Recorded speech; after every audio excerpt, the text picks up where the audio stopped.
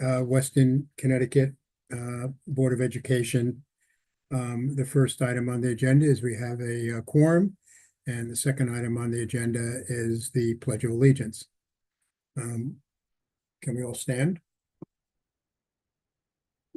Pledge allegiance to the flag of the United States of America and to the republic for which it stands, one nation, under God, indivisible, with liberty and justice for all. Before I start, I'd actually like to ask Dr. Henkel to make an announcement, a very exciting announcement. I think everyone will be very pleased with what Dr. Henkel is about to announce. Thank you, Steve. Yes, good evening, everyone. Just want to give you a little bit of context to what we're celebrating this evening. Since 2014-15, during that academic school year, the state of Connecticut has released results from the Next Generation Accountability System. That system evaluates schools and districts' performance using a comprehensive set of 12 indicators. This accountability system aims to provide a more holistic and encompassing view of each district and its schools, measuring everything from chronic absenteeism, physical education performance, graduation rates, and academic achievement in math, English, and science. Last week, you may have seen that the state published the 23-24 results, and I'm thrilled to share that our district earned an impressive overall accountability index of 85.6 points. Each of our schools also received individual scores reflecting their hard work and dedication. Weston High School received 88.0 points, Weston Middle School 79.5, Hurlbut Elementary School 84.0, and Weston Intermediate School 88.5. Now, if that wasn't enough excitement, I have a little bit more. So beyond these scores, schools can be recognized as schools of distinction, a prestigious honor awarded for overall performance and academic growth. Schools that rank in the top 10% statewide become eligible for this status, which can be earned in up to 6 areas, including highest performance, highest growth, and greatest improvement. I'm delighted and proud to announce that for the 3rd consecutive year, Weston Intermediate School has achieved the School of Distinction Award. This year, however, they surpassed all expectations by earning awards in 5 of the 6 distinction areas, an incredible accomplishment. WIS has been recognized in the following categories: highest overall performance achievement, category 1, highest performance and highest growth for all students in ELA, highest performance and highest growth for all students in math, highest growth for high needs students in ELA, and highest growth for high needs students in math. Out of 151 schools in the state of Connecticut that earned the School of Distinction title, only 7 achieved recognition of 5 of the 6 possible areas, placing WIS in an elite group. I extend my heartfelt congratulations to Principal Falber and the entire WIS school community for this outstanding achievement. Their dedication, hard work, and commitment to excellence are evidence in these results, and they should be celebrated for setting such a high standard for our district. Congratulations.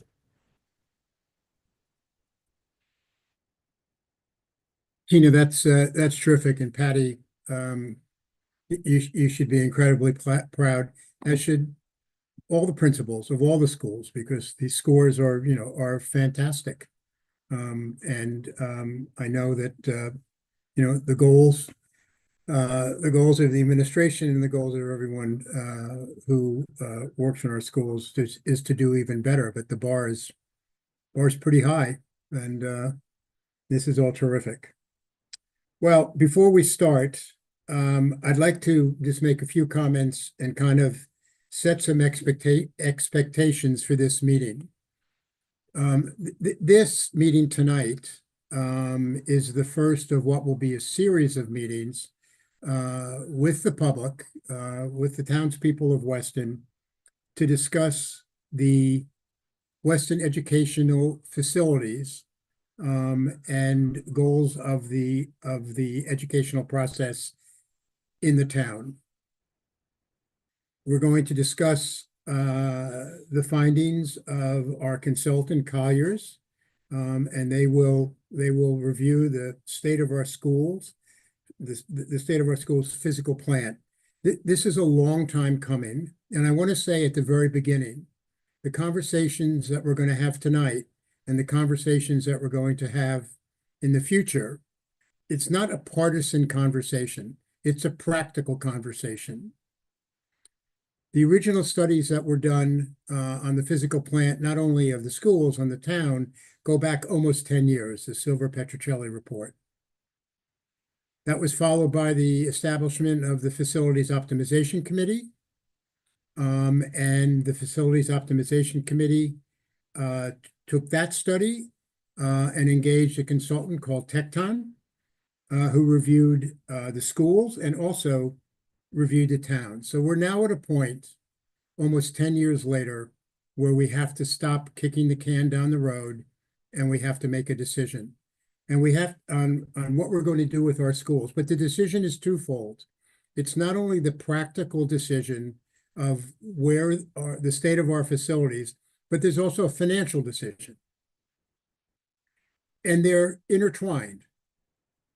So what we decide as the Board of Education, and I want people to really understand the process, because there are persons who are making statements that the Board of Education is just going to go off and build and spend a lot of money, and that's just not the case. The process is this. The Board of Education will make a recommendation as to what we believe should be done with the schools. That recommendation goes to the Board of Selectmen and the Board of Finance, and the Board of Selectmen and the Board of Finance, and in particular the Board of Finance, who's doing a study right now about what the town can afford from a bonding point of view. And that study, as I understand, will be done before year end. And what they come up with may change our plans totally. But nothing is done in a void. And at the end of the day, the ultimate decision is not the Board of Education, it's not the Board of Selectmen, it's not the Board of Finance, it's the town people. It's the voters. You make the decision. You make the decision as to what we're going to do with our schools.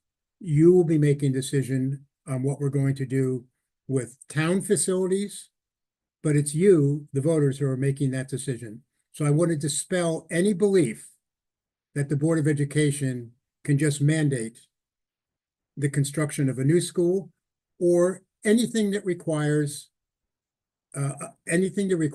bonding, or frankly, you vote on the overall budget and the yearly capital expenditures. So with that in mind, I also want to put into perspective what we're dealing with, and it's in the Colliers report. We have 4 schools: Hurlbut, Wyss, the middle school, and the high school. Hurlbut was originally built in 1950. And there's been some work done over the years, but the last major work was done in 1996. We're in 2024. Wyss is our newest school, and that was completed in 2005, 20 years ago. The middle school was originally constructed in 1959, and there's been work done, but nothing major since 1970. And the high school was constructed in 1968, and there's been work done on the high school, but not since 2005, 20 years ago. So that's a considerable period of time, and the buildings need attention, and that's what we're going to discuss. That's what we're going to discuss this evening. We wish it was a simplistic decision. Education is dynamic. I was with Lisa Barberio today in the Technology Center, and we were just talking about, we were looking at the VR helmets, or I guess that's what you call them, that we're going to use in the intermediate and the middle school. I've been on the Board of Education now for 2 or maybe 3 years. When I first started, let's assume it's 3 years ago, the big discussion internally is what do we do with, what do we do with iPads and smartwatches? And should they be allowed in the classroom, and how do we deal with that? Quite quickly, you moved to what do we do with AI and ChatGPT? That was about a year ago. And now we're going to be talking about how does virtual reality factor into our educational system? And I don't know what we're going to be talking about 2 years ago, or 2 years from now, but I know it's going to be different. So I want people to understand, and I think the Board of Education understands, that we're not dealing with just the four walls of a classroom. We're dealing with what goes inside those classrooms as well. And so as much as one would like to say, well, our enrollment has been declining, so therefore we can close the school, it's not that simple. It's just not that simple. As much as you would like it to be, it's not. Enrollment has declined. We're dealing with 13 different grades. And the numbers change per grade. And if we were to close a school, and let's assume that's the middle school, because that seems to be what people like, there are 500 children that have to be repurposed into our existing facilities. That certainly comes at a cost. It's not just, we'll stick 10 here, 15 here, 20 there.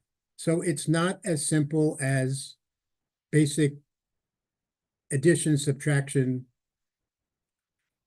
multiplication. It's a very, very dynamic process. And so my ineloquent way of starting this meeting, I really would like to turn this over to Lisa. Lisa, would you take the meeting on from here? Yes, thank you, Steve. Dan, can you please put up the PowerPoint? Again, all of these documents, the slides, as well as the report that we will be reviewing are posted on Board Book, correct, Jody? And so please feel free to access, and know that the recording of this meeting will also be posted. So tonight's meeting agenda is as follows. We, as an administrative team, will give our recommendation for the grade configuration and the educational model for the district. This is based on conversations that began with our district faculty in the different schools back in 2022 as the FOC was winding up its work. Then we will be turning the meeting over to the Colliers project leaders, who will take us through their conclusions from the review of the existing studies and reports, talk to us about, the capital improvement plan review, what is needed to repair the current infrastructure, which I think is important to know. Like if we do nothing else but just take care of the envelope and the interior, how much is that going to cost on all of the structures? There were 3 different approaches with Weston Middle School: repair, renovate, or build as new, that had been looked at last year, and the team had presented build as new. And many of you recall it was at that point in the spring with First Selectwoman Nestor wanted to put a pause in this. And so we paused. And that's when we started beginning some serious work with Colliers on an analysis of all the information. And then finally, there will be time for discussion of Q&A. Please know that this is an evening for you to ask clarifying questions, probing questions, and hopefully walking away with a much better understanding of what does our infrastructure look like? What would it involve to maintain it? What are the different options that will be, that had been talked about since, as Steve said, 2017. There were 15 options total since 2017 that have been proposed, 15 options. And I think we're at a point now where, and I really appreciate the work from Mr. Warrington and Mr. Pellman on helping us analyze and turn it into today's numbers, which is an important piece. So that's the plan for this evening. And as Steve said, nothing is decided tonight. Next week, we're going to be going through enrollment. The enrollment projections, it's another important piece. This is going to be months of determining what will the future of Weston be. And as I said, it will start with our administrative team recommendation for the model on campus. Next slide. So we believe strongly in the design of the 4 schools on one campus, aligning with the mission of these 4 schools. And it may not be surprising to you, we are all educators on this team. We probably have, I was trying to out it up, about 180 years of experience in many different places, including some of us, like Patty and I, top out at about 70 years experience just right here. This is our recommendation. And you might say, well, why? When we look at Weston, Weston is known for being a small town, for a level of personalization that frankly, that does not compare to the Dariennes and the Westports and the Wiltons and the New Canaans because of the size. We are a small town and we have a personalized school environment for our students. Students are known, they feel comfortable, they feel safe. And we strongly believe, as does the faculty, that when you look at the gift that we have here on School Road, and it is a gift because many other places in this country and in this state, we do not have this beautiful campus with a developmental progression in its structure that provides seamless and supportive pathways from early childhood to young adulthood. Our vision in this district is to be the standard. And we believe that this, quite frankly, is the standard to which we should aspire. Next. I'd like to turn it over to Patty Falber now, and we will go up School Road, if you will. Not Patty Falber, I'm sorry. Laura Caddis. I'm looking at Patty. I'm still glowing from your big award, Patty. Laura Caddis will take us through Hurlbut. Look at the mission of Hurlbut. Look at the positives of Hurlbut, and then look at it through the eyes of the school structure. Thank you, Lisa. So as Lisa mentioned, our mission at Hurlbut is to create a nurturing environment that supports the foundational development of our youngest students in the district from ages 3 to 7. We are deeply committed to providing that safe, loving space where our children can grow academically, socially, and emotionally. Our building is designed to support this mission. The layout and features like classrooms with ensuite bathrooms, cozy outdoor spaces, and smaller cafeterias are tailored to the needs of our youngest learners. This helps our students feel safe, comfortable, and secure, fostering independence and confidence as they begin to explore learning. We also recognize that children in grade 2 are still in this stage of development and are still learning how to read, both academically and socially. They thrive in this environment specifically geared toward early childhood education.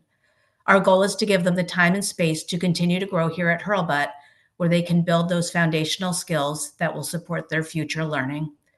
They also, for the first time in school, experience being the leaders and role models for their younger peers. And we prepare them then to move on to WIS, and I'll turn it now over to Mrs. Falber, who will talk about the next step. Great. Thank you. Thank you, Laura. So at the intermediate school, our mission is really about continue to fostering pride in developing abilities, promoting that positive social development, and encouraging an appreciation of the individual differences, which students start to realize as they get older. WIS is home to upper elementary school, which is students typically ages 8 through 10, which is an incredibly wonderful, unique stage of growth that occurs during this time. Our students are curious, they're enthusiastic, they are beginning to become independent. They want to take on critical thinking and become better problem solvers. They're learning to apply what they've learned. They're moving from that stage, as Laura said, from learning to read to really reading to learn. They're becoming, they're tackling their more complex texts and content, so that we really are building in more research skills and more note taking and being more collaborative in their work with their peers. Socially, this age, they're starting to begin be more confident. They're building their leadership skills. They're becoming more empathetic and how we can help the world. You know, we do a lot of that through our giving them opportunities to be leaders and to partake in student council and to lead assemblies and to join organizations such as our Green Team and our library interns. We spent a lot of time also helping them to find other talents. At the intermediate school in 4th and 5th grade, we help them to become or have the opportunity to explore being musicians and artists and learning to play new instruments, and being good writers and creative artists. In 5th grade, we really know that the middle school is on its way. And so we do that two-teacher teaming so that while we are not talking about middle school, we are preparing them to have 2 different kinds of teachers so that we're getting that foundation for the switching and for moving on to the middle school. One of the things about the intermediate school is that our building right now is all of our resources and our rooms are really geared towards this developmentally appropriate age. Our playgrounds, our cafeterias, our music rooms, our libraries, they're all really geared toward this age. So that's something to keep in mind as we think about possibly shifting some grade or trying to add some other other grade levels into our building. Okay, at this point, I'd like to turn it over to Dan Doak to talk about the middle school. Thank you so much, Patty. So when I look at the Weston Middle School mission, the words that really pop out to me, first of all, it's the word partnership with the community. And then it's empowering students and it's supporting the students as they transition from childhood to adolescence. What we know about middle level education is that students thrive when they are in a team with educators, an interdisciplinary group of teachers who share the same students, who get to know them really well. They get to know not only their academic needs, but their social emotional needs and their behavioral needs. This time in early adolescence is a time of such rapid development. It's often been said that this is the most rapid development that students or children are going through since the very early years of their development as children, as babies. The only difference is at this point in their life, they're conscious of these changes. They're aware that they are changing and growing while they're going through the middle school. So they have unique needs. There are specific challenges for early adolescents as they become more independent. Students are now navigating the building on their own. They're walking from class to class. We want that infrastructure to support students where they are. You know, sometimes I scratch my head when I think that we have 6th graders at one end of the building that, you know, 2-3 times a day sometimes have to go all the way to the world language wing, which is opposite from where they are normally. They go to the, if they're in orchestra, they're heading down that hallway as well as for their health classes. So, you know, if I were devising a perfect middle school that supports our students, learners, I would probably, you know, make the footprint a little smaller and put them in pods for all of their classes, because I know that's what would support their learning. But we do take advantage of the infrastructure to the greatest degree possible to support their learning in all of those areas, whether it's academic, physical, social, emotional. The curriculum that we have at the middle school, again, supports students as independent thinkers and is preparing them for the rigors of high school. We have dedicated spaces that are very specialized to allow students to explore their interests. I think one of the bright spots that I think of is our robotics area, or some of the areas in the library that really do help students meet those needs, those individual interests, and those specialized needs. One thing that we have been trying to do as much as possible and will continue to do is to make our classroom space and, most importantly, our furniture more flexible and more differentiated, so that we can really go from large group to small group much more easily and much more readily, because we know that instructionally that's what works best. We need to be changing the configuration of the classroom within the 49-minute period a couple different times, so the students are not just getting whole group instruction, but they're also getting small group pairs instruction as well. One of the areas that we struggle with currently is our science labs.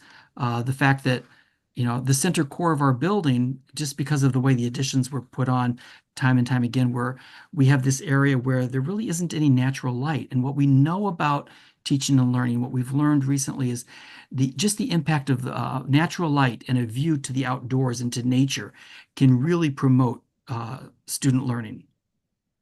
Our infrastructure at the middle school, as Steve started off saying, it is old. We do struggle with some of our issues, especially around plumbing or the HVAC system. We make the best of it, but we really do need sinks that work, plumbing that works, so that we can have students do those hands-on experiments that they need to do for science. And as we, again, several of us went to a conference last year looking at ed spaces, and we know that all students don't learn the same way. And so we need that flexibility for both open spaces where larger groups can gather, and also for some semi-enclosed spaces so that students can work more independently. I love having the opportunity to talk about middle level education with all of you.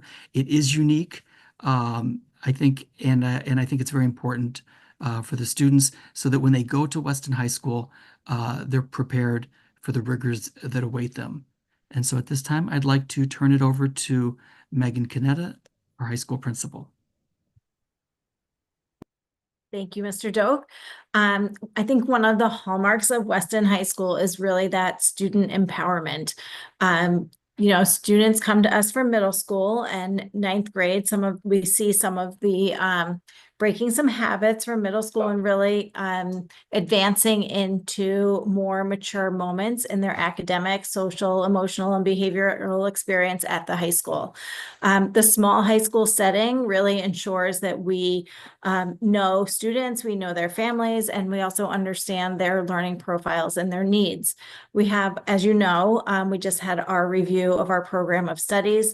We are always evaluating those courses, and we have a rigorous academic program that also balances the level of support that each individual student needs. We also, we have our Unexpected Development School Play from Company coming up this weekend. We have amazing co-curricular program, both athletics and our school activities. Today we featured our students in our American Heroes Club really taking the lead on our Veterans Day activities. And we see that routinely. We have an assembly coming up on Friday, our Jewish Student Union. Those students took the lead and have planned the assembly, and they're meeting with community members. So students are really finding their voice throughout their high school experience. And we see that in everything they do, whether it's the robotics competitions on the weekends. I just had the pleasure of going to Sacred Heart University and watching our science Olympians competing there and testing themselves and working on their collaborative and creative problem solving. And it's pretty incredible to see their growth and development through their 4 years and how they really find their voice. And when graduation comes, they really are prepared to move on to the next chapter of their life. We definitely have had some improvements over the last couple of decades at the high school. I've also had the pleasure of giving tours to the class of 1974, and today met with a graduate, a veteran, and graduate of the 1989 class at Weston High School. So it's really been a treat to get to know some of the secrets of years past at Weston High School. And when I took the tours to the rear of the building, they really recognized that things really hadn't changed so much since they graduated. Maybe the names of the rooms have changed, but the interiors have not. So to Mr. Doak's point, we've tried to make some adjustments with some flexible seating options, but there are still elements of the rear of the building that still need to be brought up to speed to the rest of the renovations of the building. We certainly make it work, as Dan mentioned too, but it's a noticeable difference moving from the front of the building to the back of the building in our classroom spaces, which is where the majority of our students spend their time. But again, we really enjoy working with students, and they have a phenomenal experience at Weston High School as they continue to build their habits to go on to the next chapter of their life. And I am going to reintroduce Superintendent Barbiero. Thanks, Megan. Next slide. Oh, you're on it. So you're ahead of me. Thanks. So this is our mission. We talk about it all the time. Your Board of Ed commitments are also listed on our website to support a pre-K-12 program. So when you look at it pre-K-12 and you include the 3s and the 4s room, we're not talking about 13 grades. We're talking about 15 grades across School Road. That's a lot of grades. And you need to keep that in mind when you look at how the enrollment falls. And the whole idea of a safe community, an inclusive climate where kids are known. Next slide. Space matters. It matters, okay? And I think as a community, we have to think of what is our shared mindset for how the Weston Public Schools in the town of Weston will look. How will we be true to our mission and the space in where we teach and our students learn? It matters. And, you know, I've spoken about how students need to feel safe and comfortable. That's the whole idea of this salutogenic design of space right there. Kids don't feel safe. They don't feel connected. They feel just a number in a school of 1,000 kids at an elementary school. You did that, right, Patty Falber? You were assistant principal at Hurlbut. How many kids were there then? I think we were probably close to 1,000. We had the Hurlbut, and then we had Kinderland across the way that had 10 sections of kindergarten. And crossing that street, not the standard for education. And the community recognized that, and they built the WIS. Because you can't have that kind of personalization and connectedness in an elementary school of 1,000 kids. Oh yeah, you can educate them and they can do well and they can go ahead. People do it all across the country. But what does this community want? And that's what the community has to decide. We're giving our recommendation, but it's ultimately up to the community. Same thing, Weston Middle School. You were there, Patty Falber, when it was 4 through 8. Were you there for 4 through 8? Yes. I taught when Yes. it was 4 through 8. Yes. Were you a teacher then? Yes. Yes. 5th grade teacher. Yep. And 4th grade teacher. Yes. And In a portable. In a portable. In a portable. And the people in the portable didn't want to go into the main building because the main building at lunchtime that started at 10 o'clock was crazy. You have to think about the experience of the day of where students spend their time. What will the day look like? Who will they be with? Who will care for them? How connected will they be to the adults? The space and the size matter. And finally, I guess I would just add that, you know, it's sort of along what Steve was saying. It's not just about enrollment. It's never just been about enrollment here in Weston. And I can give you some examples. You know, it's not about taking numbers and then putting them into classrooms and saying, well, the numbers fit. The 2nd grade fits at WIS. I can find the 8 classrooms and we'll count them out and we'll put all the kids in there. And when will they get art? And how will they get music? It's already bursting at the seams. And they have to be on the bottom floor. And what time will they eat lunch when you have to run all of these different lunch shifts? And where will they play if the 5th grade is already outside? the daily life of the school and the experience matters. It's not just about putting numbers into spaces, and it's never been about that here. You think about the high school. If it was just about enrollment in the high school, we wouldn't run a course like AP Chem with 12 kids in it, because we'd say what a lot of other districts say across the country and across the state. Under 15, we're not running it. We value every child being able to have those courses. Even if the number's a little less than 15, we've always made it work. Because again, it's not about the numbers, it's about the children that the numbers represent. So that's our recommendation. It will be ultimately in the your hands and the town's hands. As our principal so eloquently said, we make it work. We work really hard at making it work every day. And yet I think we're at a crossroads here, and a decision or a path forward needs to be made. And we kind of realized that, I thought that back in 2023, next slide. In September of 2023, when I was just coming off having joined the FOC the previous year, I kind of came in midstream. My predecessor, Dr. McCursey, had left.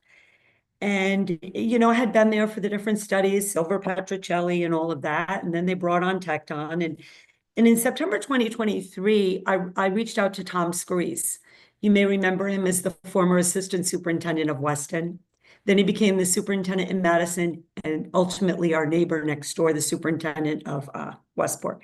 And I said, Tom, this is really complicated. We've had different studies, we've had different things. You know, when Tecton finished the work, as I said, 15 different options, and just a lot of information, and kind of how can we make sense of this? And he said, you need Colliers.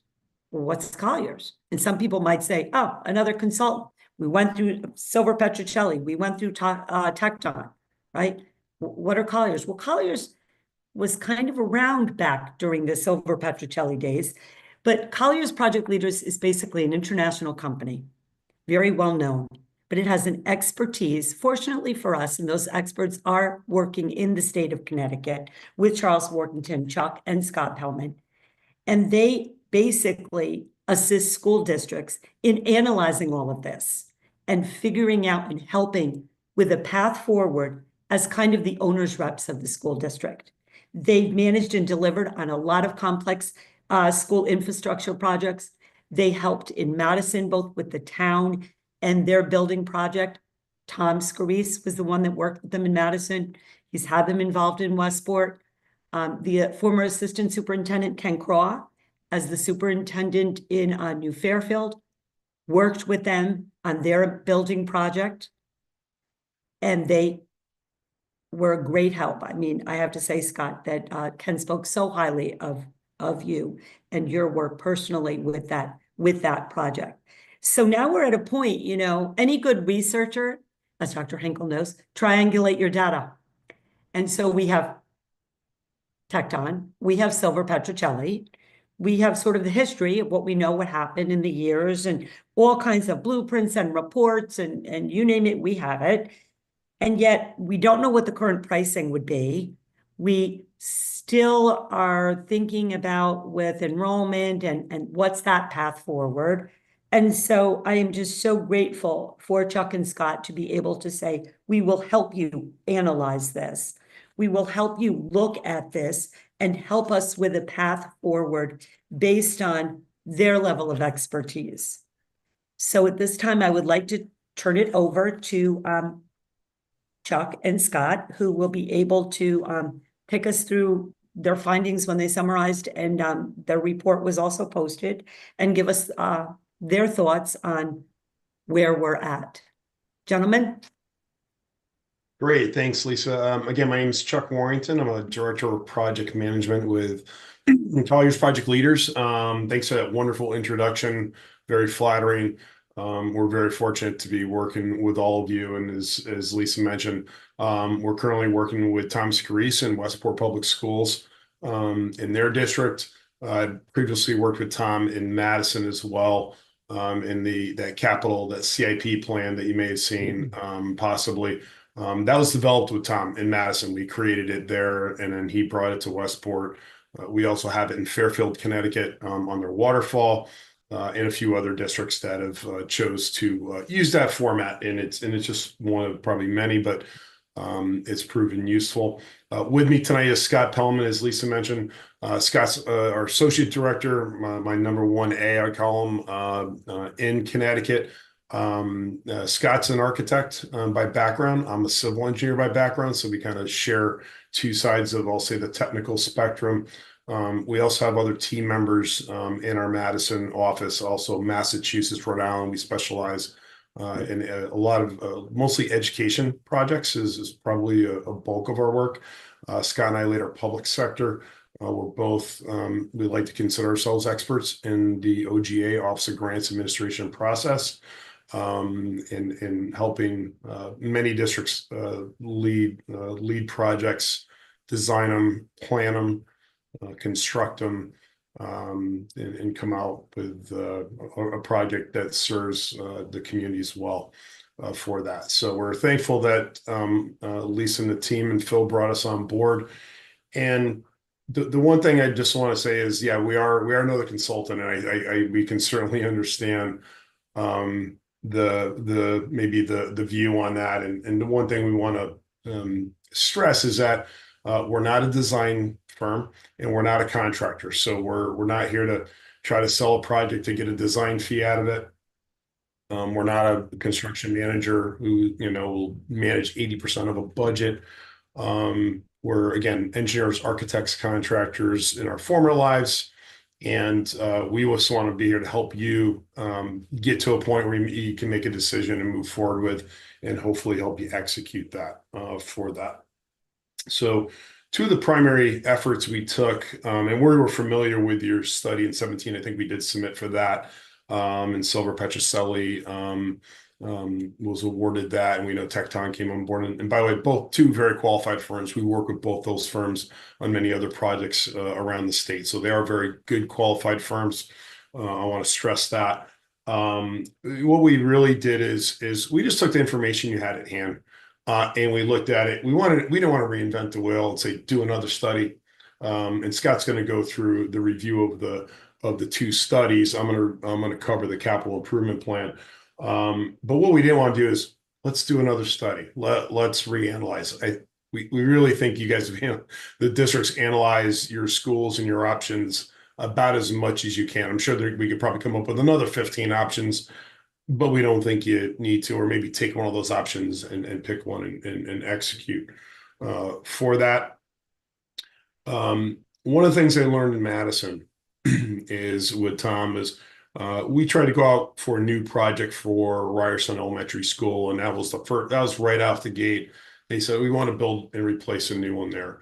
It went to referendum, it didn't pass. So we went back to the drawing board and said, well, what is it we need in our schools? As Lisa mentioned, keep it warm, keep it dry, keep it cool, keep it safe. Basic fundamental, no programmatic improvements, just maintaining per the general statutes that you're required to do by law. And in that town, we developed that capital improvement plan and came up with basically $100 million worth of need in that district. And that was really a sticker shock. We looked at that. We reanalyzed probably 50 different options for different school configurations. We're now executing that plan, building a new elementary school that'll be opened up for next academic year. It's going very well. They're going to close down Ryerson. They're going to reconfigure ultimately, I think, from 7 down to 4 schools at the end of the day. But what I learned there is basically we need to understand what are your needs. And that's where the Silver Petrocelli study came into play a couple of years ago. My understanding is that not a lot of that has been executed. So we basically took what hasn't been executed and worked with Phil and Mike Del Mastro on that, and basically took those projects that were identified, brought them forward. We escalated those projects from the prior years up to 2024, and then looked out and prioritized those and escalated them to those future years, because a lot of those plans do not incorporate escalation. That's where a lot of budgets fall short for that. But I'll go over that in a little bit. I wanna pass the baton to Scott to kind of walk through. Again, Scott's been an architect for 30 years, designed many schools over the course of his career. Is very knowledgeable in all the OGA processes, the numbers, the space standards, etc. He's reviewed the studies in depth. And with that, I think maybe pass on to Scott just to kind of high level overview of that. And if there's any questions, we're happy to answer those. But maybe Scott, if you want to take it from here and kind of go over what you did with all the studies and the enrollment projections. Thank you, Chuck. Good evening, everyone. As Chuck mentioned, I've been an architect, specialized in school design for my first 30 years.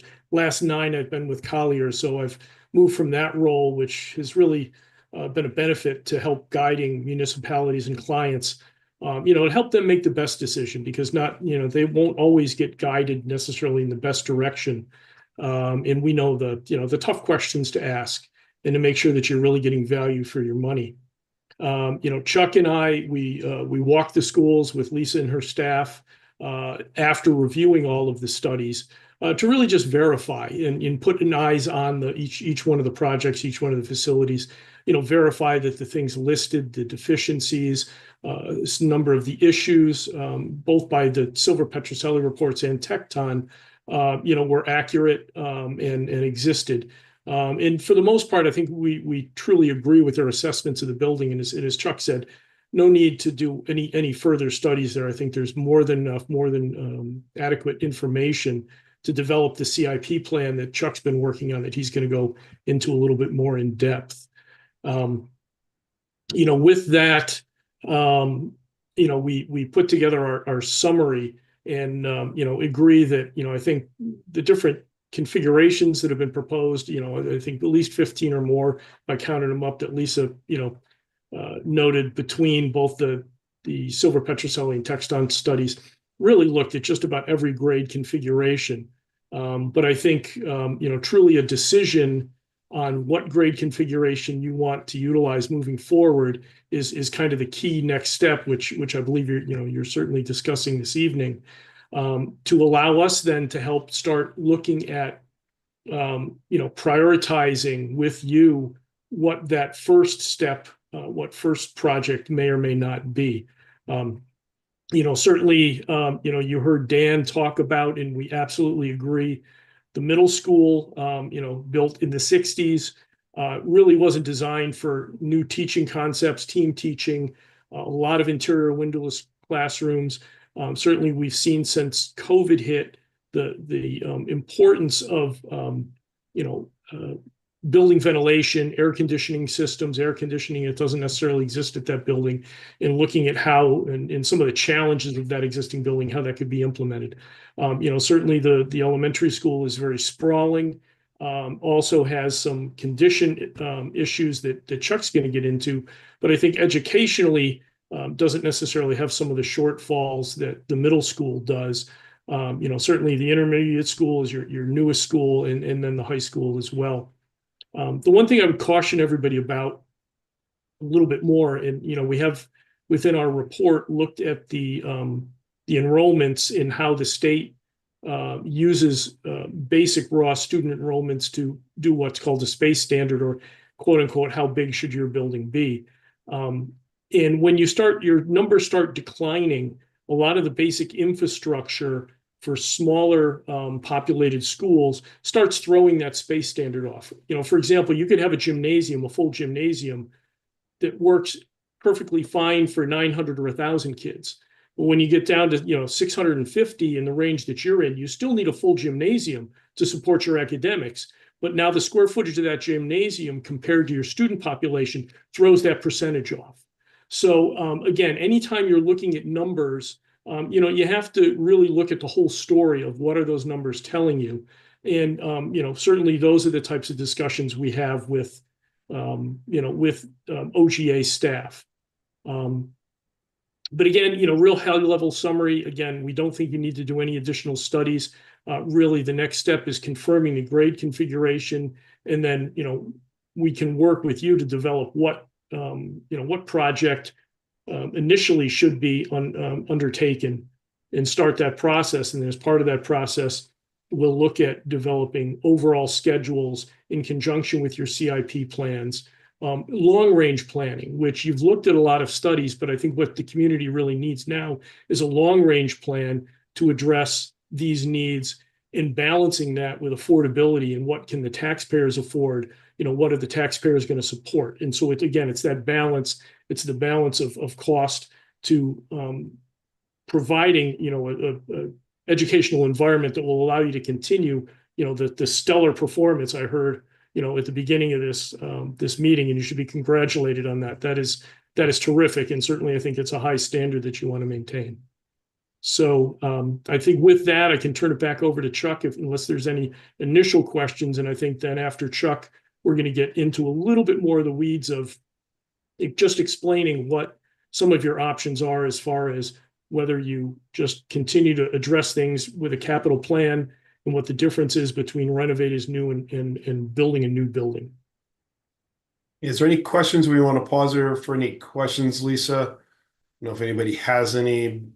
We can ramble on forever, so I just want to give an opportunity if there was any. Yeah, go ahead, Sharon. Yeah. I have a quick question, but I don't necessarily know if you're going to be able to answer it now. If it's and feel free to say it's part of what you're going to be talking about further down the line. And it kind of goes hand in hand with what Dan said, which was, I would like to have a little more of an intimate setting, a smaller setting for the number of students in the class in the middle school, to make that a better learning environment for the kids. But yet at the same time, we have this hulking swimming pool as part of the middle school right now. Does that middle school, and again, this is the part that maybe you're going to be answering in future discussion, but does the middle school, you mentioned something about the gymnasium, right? So every school has to have a standard size gymnasium for gym class and things like that. And for a smaller school population, that's going to throw off the square foot per student. We have the swimming pool in the middle school. Is that something that we're going to be taking into consideration as well? Because right now the middle school looks like it's gigantic for the school population.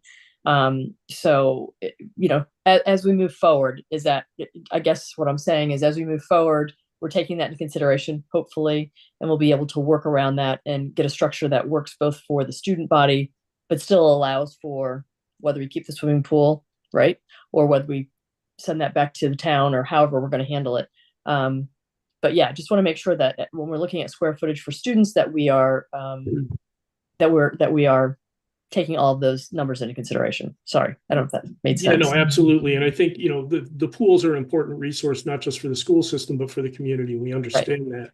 It's our understanding is, again, it's a resource that you want to maintain. So whether that pool gets, bisected from a renovated or future building project, we can look at it either way. We can look at it as far as it still being part of a middle school, potentially it being a standalone building and what the ramifications of that may be, or potentially the impact if you built a new one as part of a new building project. So that's a lot of the analysis that we do as far as space standard. If you go over that space standard, what are the impacts to your overall project budget? And it's a matter of balancing that. So Right. Absolutely, that will be something that we would look into. Okay, excellent. Thank you. Any other questions from Scott? Okay, if anybody has a question, just raise hand and feel free to interrupt. Yeah, I'm going to go into the CIP. Before I do that, I just want to really commend Phil and Phil Cross and Mike Delmastro on how you and your whole maintenance staff on how well you've maintained these buildings. I think a lot of times we see in a lot of districts, the facilities teams do such great jobs across the state. We see it in almost every district. They take such pride in their schools that sometimes I think we kind of tend to forget about it, and we think, oh, our school's not in good shape. They are in really good shape. They take really good care of these schools. And they do have their hands tied. All of you do a little bit with how much you can do. But I just want to really stress they do really a great job of taking care of your facilities, and your students are in great conditions there, overall. So the CIP plan I mentioned earlier, basically we took the Silver Petroselli study back, I think it's 2017-18, where they did a facilities conditions assessment, where they identified some key projects for improvements at each of the facilities, and they put some construction budgets to those. And those are really budgets. They're not estimates per se. They're not necessarily quotes. They're really placeholders based upon some historic data that they might have in their database. And with any of these CIP plans, it's a dynamic document. It's not a static document that we publish in 2024-25 and that it just stays stagnant for a number of years. It needs to be updated on a yearly basis because priorities change. New needs come into the mix. Actually, we added a few of those. Mike Del Mastro gave us a list of some additional projects that we added on top of that. We have to do some verification pricing, by the way, on that. There are some placeholders in there that we have to verify, whether through quotes, talking with contractors, talking to some professional estimators to make them a little bit more accurate. So, with this plan, I think other districts have, said, well, maybe a project came in over what we had forecasted. That is very well possible, and it can come in under too. Again, this is a long-term plan. We'll lay it out for 10 years, but we'll typically focus in Westport. They focus on the next 2 years and then the next 5 years because those are closer at hand, more predictable. Obviously, I tell folks if anybody can predict what's happening in 6 years, well, probably in the wrong room then. So we don't have that ability, but we do our best with the information that we have at hand. What's most important is ensuring that we not only have the construction costs, but by default, we'll add 10% design costs as well, because some projects may require, depending on the scope, hiring a professional design team, whether it's an architect, engineer, to provide us bid documents so we can go out and get quotes and bids from qualified contractors. It also includes a small amount of other minor costs, inspections, maybe some project management or commissioning services. Those are relatively small in these type of projects. And then also contingency. A lot of times we see budgets don't include the contingency in them. So we include by default 10% on them as well. This is our default format. We can fully change it to whatever Weston Public Schools wants to change it to. But we feel, again, this is a plan for the future. It's going to change as your operating budgets get approved each year. Your team will typically prioritize the projects that are most important, and then the ones that they'd like to get done, but maybe depending on what pricing comes in, other factors. We've seen escalation in the last couple of years due to COVID. Material availability's driven up some costs over the past years. We see that coming down. Priorities change, and sometimes projects get pushed out years, and other ones get pulled in, depending on a bunch of different factors. So, but it's a plan that has to be managed. Again, Lisa mentioned we're in Westport. We do an update every single year with Tom's team, Elio Longo and Ted Hunyadi. Every August we sit down, we reevaluate, we reshuffle the deck, we take off projects that have been completed. We may bring in new projects that have come up in the past year that weren't there before. So again, it has to be managed, has to be updated on a yearly basis. It's again a live document for that. As I mentioned earlier, we took the Silver Petroselli numbers from 2017.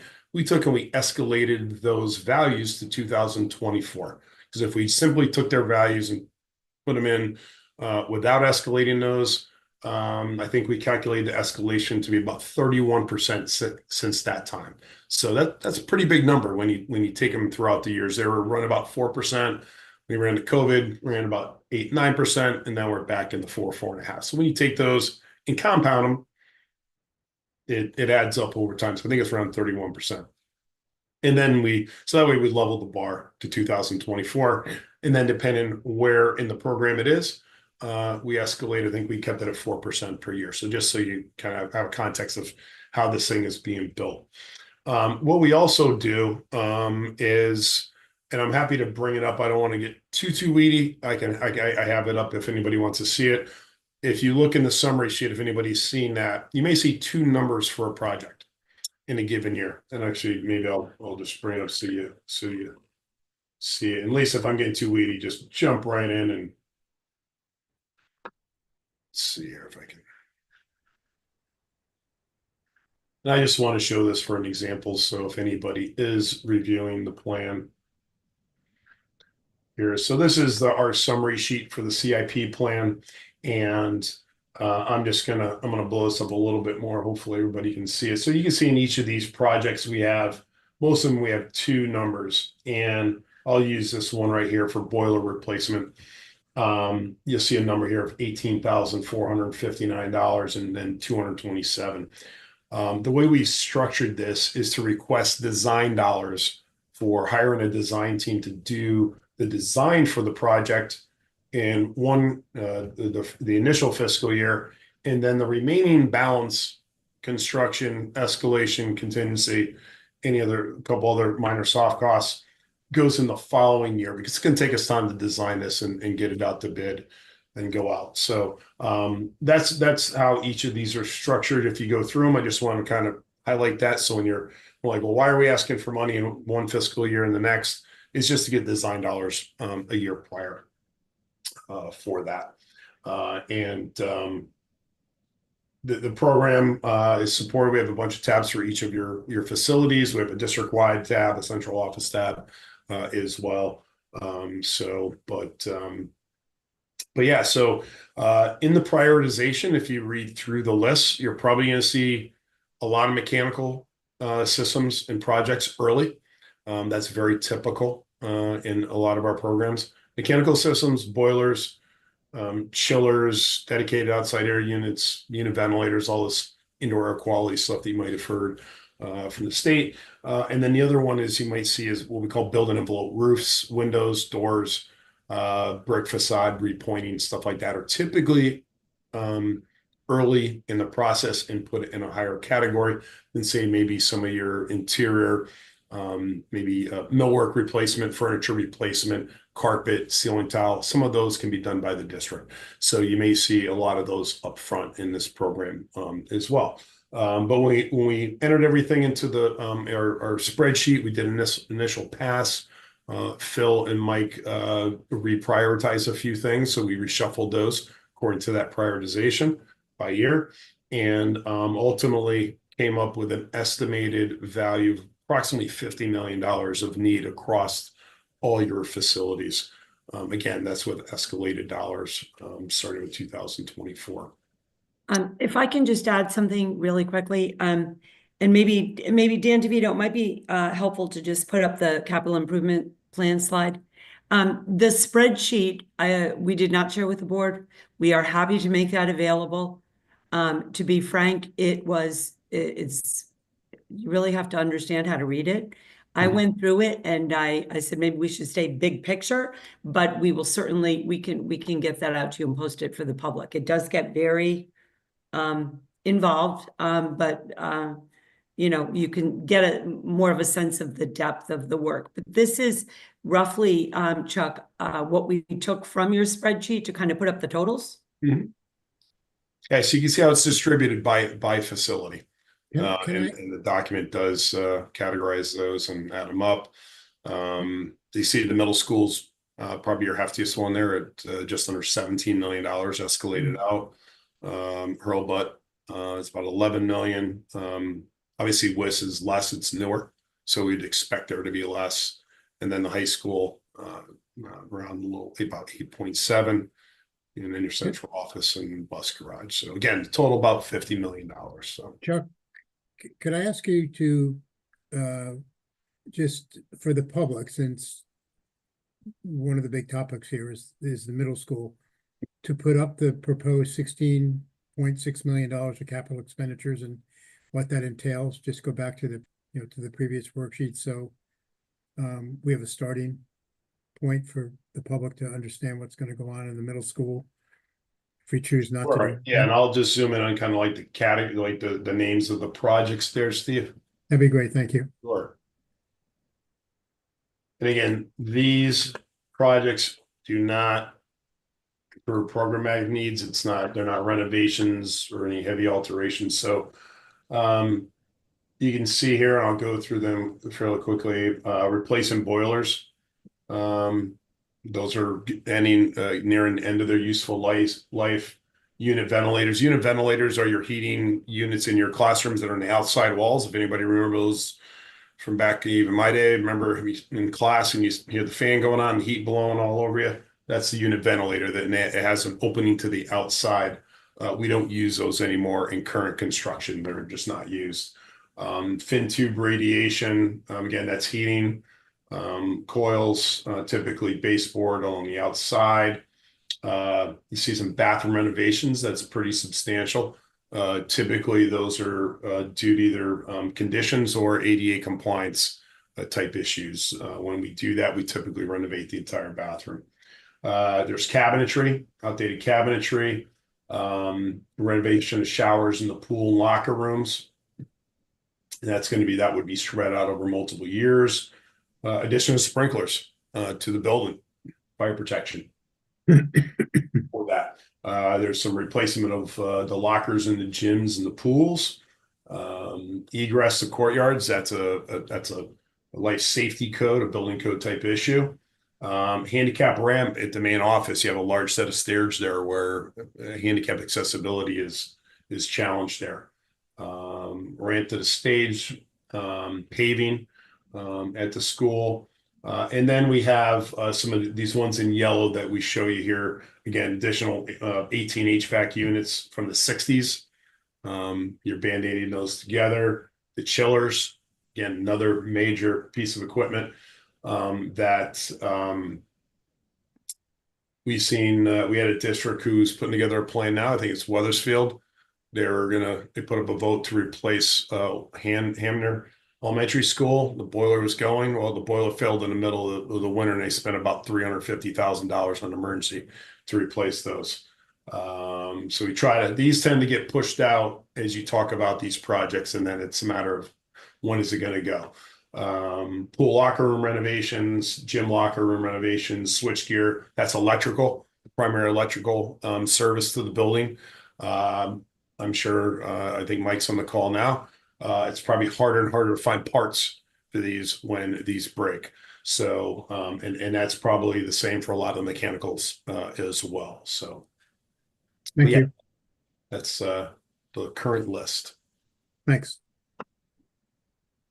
Can I ask a question? And I'm trying to remember when we talk about central office and the annex, which has been, the trailer, the former Kinderland, that's been a little bit of a hot topic over the last few months. What does that include? What does that involve when you look at putting $7 million into that particular site to just keep it dry and heated and all of that? I mean, I don't really necessarily. Yeah, I think a majority of it, Lisa, I'm happy to show the list. We had, there's a removal of the central office oil tank. I think might be an underground oil tank. I'm guessing Mike might be able to opine on that. Removal of the portables. Yeah, okay, it's removal. Portables and adding an addition. That one there was about a little over 5 million. We have about 5.2 million to demolish and addition, replace those. We call it brick and mortar more permanent construction. Windows and door replacement was an add in that building, and replacing a couple of your air handling, your mechanical system units, air handling units, we call them the condensers for the building, and we have a placeholder in there of about $900,000. So majority of that is that removing of the portables and do an addition to the existing building. So it's approximately $50 million that would be put into a capital improvement plan over 10 years. And that's not money you get any reimbursement on or anything from the state, correct? That's very few of them. You get reimbursement. we've heard grumblings of potentially some mechanical systems.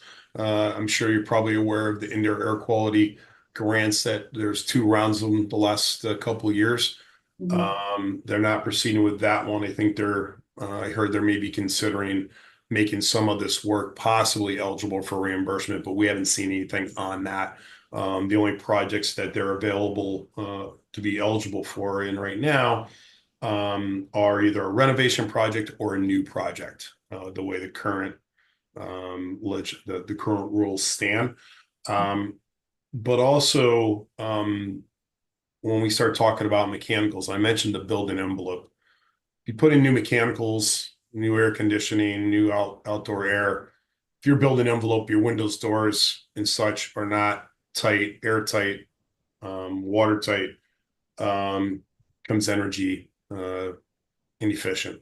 You're just pumping a lot of good energy into this building, and then it's leaking out through the windows and doors. And that is something down in Westport. If anybody's familiar with Long Lot School, there's a lot of identification of windows and new systems there. Colliers, we have a commissioning team in Madison where we reviewed our mechanical systems as well as the outdoor envelope. We took thermal imaging probably around an evening like this where it's warmer in the day, cooler at night, and that building leaks like a sieve. And we said, you're wasting your time putting in new mechanicals in that building. And that's why they're now looking to do a new building for that one. So. Hey, Chuck, really quickly, the elementary school, and thanks for this. The elementary school looks like it's, obviously there's a lot of TLC that needs for that, needed for that building as well. I'm just curious. So the 11 million bucks there, I know there are a lot of issues with the HVAC, especially in North House area in that building. Is this number, does that 11 million represent just operating as it is today, or is that upgrading, renovating, improving HVAC, let's say, for that building? It's typically replacing kind for the most part, Michael. So there might be, and I'm just looking at and a lot of these came from Silver Petrocelli. I didn't do the FCA. Typically what we see with these is replacing kind. It might be an upgrade because that model might not be available. So you're going to get newer technology, for it, but is it changing it from unit ventilators, and changing rooftop units pretty straightforward, but are we putting a whole new VRS system with dedicated outside air? Probably not. These are as close as we can replacing in kind. So it's just increasing the efficiency of the current sort of footprint or structure that's already there. Is that somewhat? Yeah, I think in very broad terms, yeah, you're just getting newer equipment that you have. You can find the parts for example, the unit ventilators. There's new refrigerants that are coming out that you're not going to be able to find the old refrigerants for. That's another challenge that's going to be coming up in the near future with new legislation that's coming up as well. Because then technically I could see a situation, right? Let's say if that example, if I'm understanding you correctly, that if we really want to improve that, right, in that school, improve the HVAC from where it stands today, then these numbers, and I know they're somewhat placeholders and we're sort of fudging a little bit, but they're actually, even if we wanted to improve it, much lower than what they would in actuality be to actually improve the situation of the, let's say, for example, of the HVAC system over in HES. Yeah. Okay. All right. Thanks. I have another question as well. And this has to do with the board area and the Lisa, your office area. So right now there's a quite a bit of money. I don't have the exact numbers in front of me, but there's quite a bit of money that was earmarked for that area too.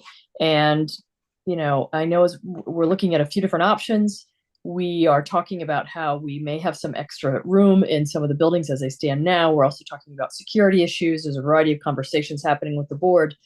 Has there been any discussion or thought of perhaps moving the senior center over to where the Board of Ed sits now, basically turning that over to the town, and then having the Board of Ed and all of the administration offices go into where the current senior center is now, and basically eliminating that off of our plate of financial. I know it's kind of right pocket, left pocket kind of stuff, but realistically, I'm really concerned about the right pocket right now. So is there any possibility that we could do that so we have one less structure that we're financially responsible for? I mean, what I would say, Sharon, is that's why I really appreciate Collier's perspective on that, because that would be, these are the kind of the follow-up discussions we have to have with the town. Yep. You know, you're talking about the town and the senior center, and when that space was created, and the town should have a senior center. Mhm. But when that happened, you know, remember, there's a gym there that used to be another gym at Hurlbut, so you need to have a recreational space. I think what it's going to come down to is, you know, people have thought a lot about this. Same thing with the bus garage. I think some of these numbers for the bus garage, correct me if I'm wrong, Chuck, but wasn't it for like doing things with oil tanks and stuff like that? I don't even think it's really looking at the whole, you know, do we have enough space for electric chargers and the future legislation around that? Yeah, for the bus garages, it was just removal of diesel and gasoline tanks. I mean, really stuff that you don't really see. It's not the aesthetic impact, it's more operational, but they need to be done. Mhm. Removal of the oil tank at the bus garage, probably a heating tank. Again, might be an underground tanker. I'm not sure. Mike can probably answer that better than I can. But yeah, those are primarily mechanical, or you don't see them. They're not as visual. They're not as impactful to your students, but you're required for your operation. Right. But what about I think- the changeover for the senior center, the possibility of doing that so we don't have the extra building to maintain? You know, what I would say, Sharon, is I think it's kind of along the question of the pool. You know, when we originally were looking at the pool design and recommending the, and Dan, you can help me here, Dan or Drew, we were looking at the new design for the middle school. The idea was to take the pool and keep it as a separate structure, because it's an important part of Weston, the pool. It's Sure. important for the high school swimming program. It's important for the Parks and Rec, the community. I remember going over there many years ago and swimming with the community members early in the morning when I was principal at school.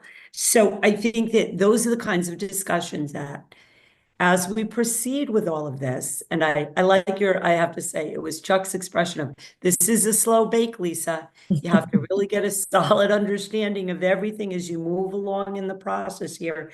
And when we find out more from the town on affordability, you know, we have a fiduciary responsibility, as well as, you know, their needs and what can be done along that. We're very intertwined here, with the bus garage and the pool, and then the annex. And, you know, part of me, when I first saw this, was I said, my goodness, spend $7 million on this.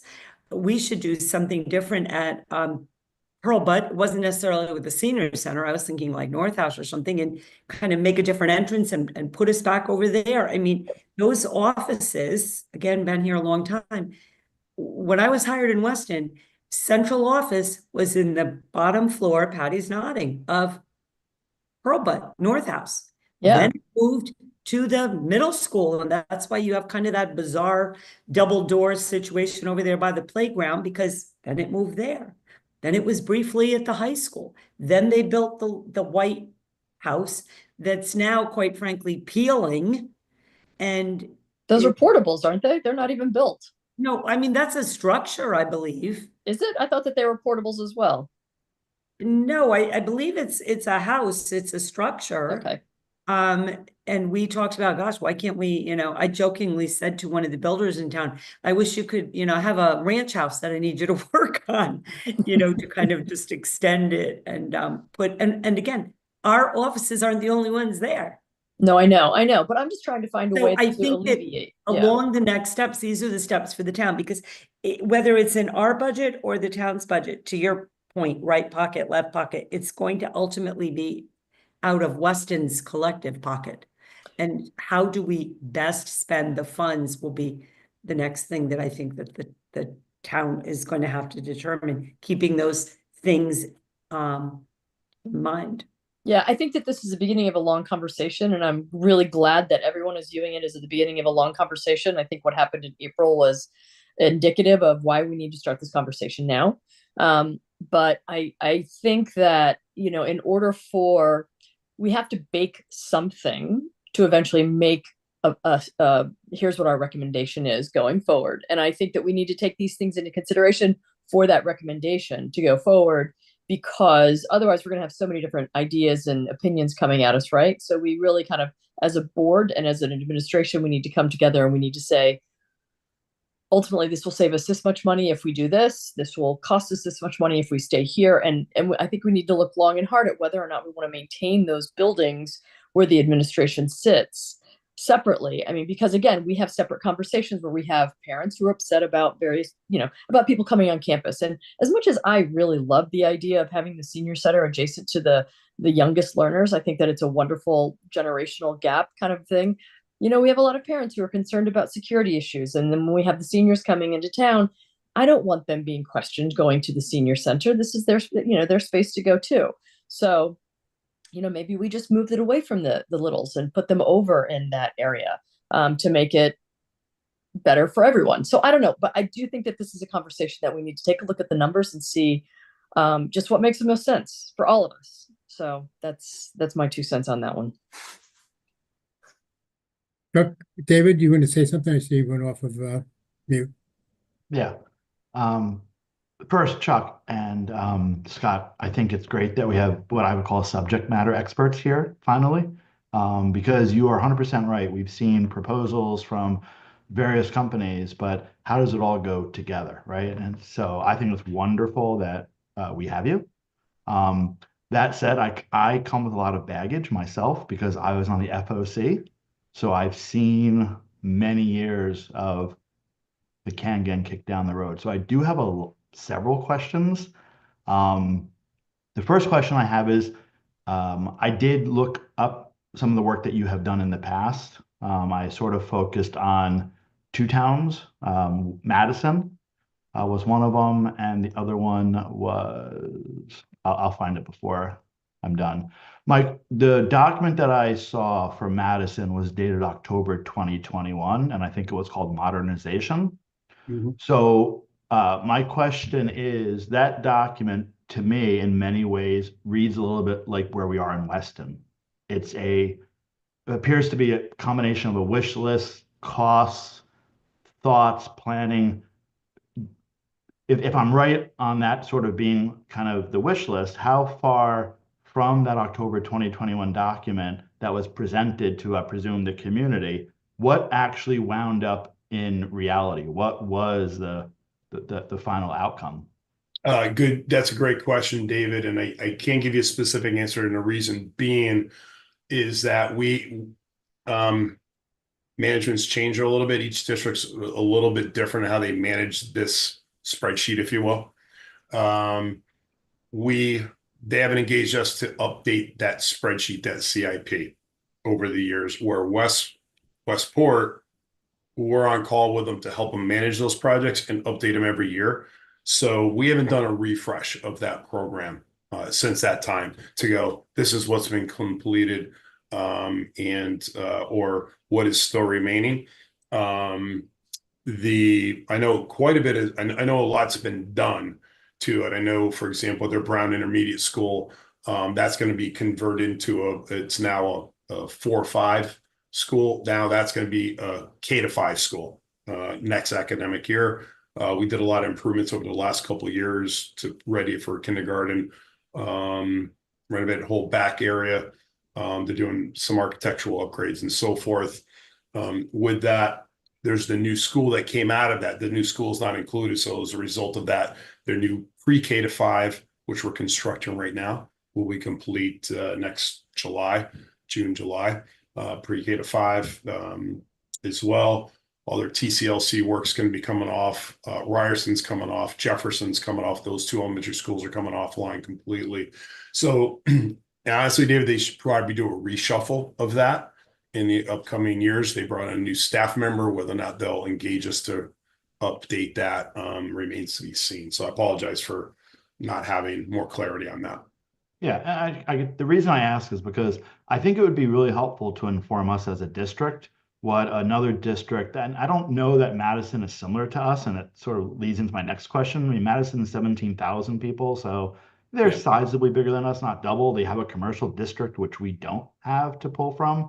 So I think it would be helpful to, if you had, and I don't know what Weston's scope of work is with you today, but I think it would be helpful if you could help maybe set expectations, or not so much set expectations, but maybe share with us at some point other districts that you got in at this point, and where did it actually complete, and what were some of the obstacles? I mean, if that's within, what you say, because for us, my take on it is we have to do something. We are beyond have to do something. We have to have done something 3 years ago, 4 years ago, 2017, we should have done something. The problem is, we don't have an unlimited bucket of money. And I don't know that that is responsibility of the Board of Ed, but the Board of Ed are all members of the community, so we are taxpayers. And 80%, 80 cents of every dollar I send to the town of Weston goes to the schools.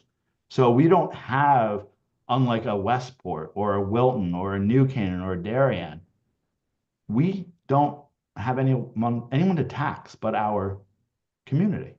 And so we're sort of, I think, unique. And this is again where you can say Weston's not unique. But one of my next questions for you is, have you worked with a town like Weston where our village district, if you call it that, small supermarket, liquor store, 3 or 4 other stores, generates about $140,000 a year in taxes.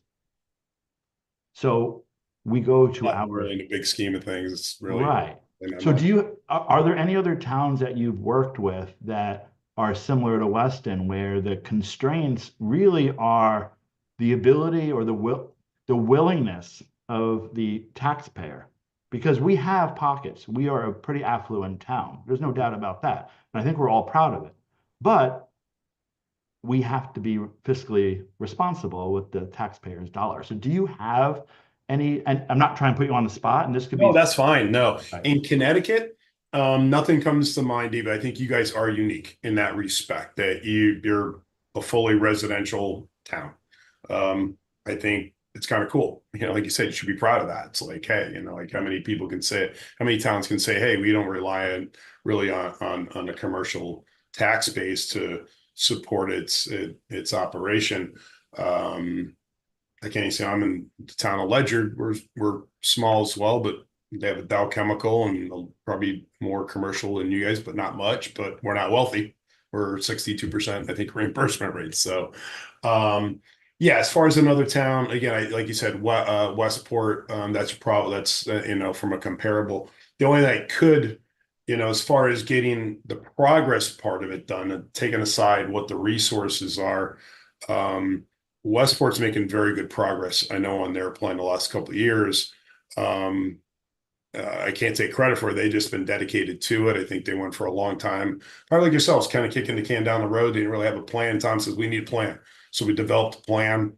Now we're executing the plan. And I think there's some faith in the plan that it's being updated as we go. At least I hope. And that's what I hear.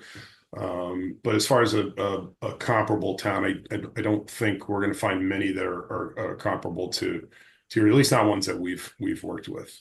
So yeah, because I think what you're going to find as you continue to work with us is we do have analysis paralysis, and I don't think it's because of a lack of commitment to our students. Because as we say, no one, in my opinion, nobody moves to Weston for any reason other than the school. Sure, we have 2-acre zoning and we've got Devil's Den and we have some other nice amenities, but it's for the schools, right? So I think it would be really helpful if you can kind of, when you regroup with us, if there is, especially from a tax perspective or a tax-based perspective.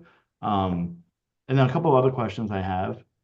Hang on a moment, talking about, okay, my little guy. A couple other quick questions, and I'll let some other people ask questions, and I'll probably come back.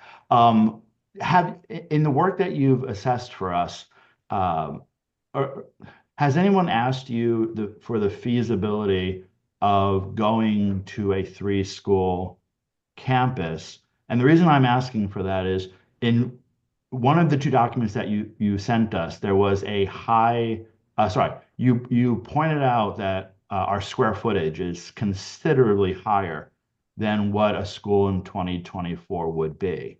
So I understand that, for example, we don't have enough spare, at least from what I've been told, we don't have enough spare classrooms. It's not like, I think somebody at one point on the FOC, we sort of made the reference to, if you took Hurlbut and you turned it upside down and all the kids fell out nicely, but they all fell out, and you tried to put them into classrooms at WIS, you would have kids on the outside looking in. We just don't have enough classrooms.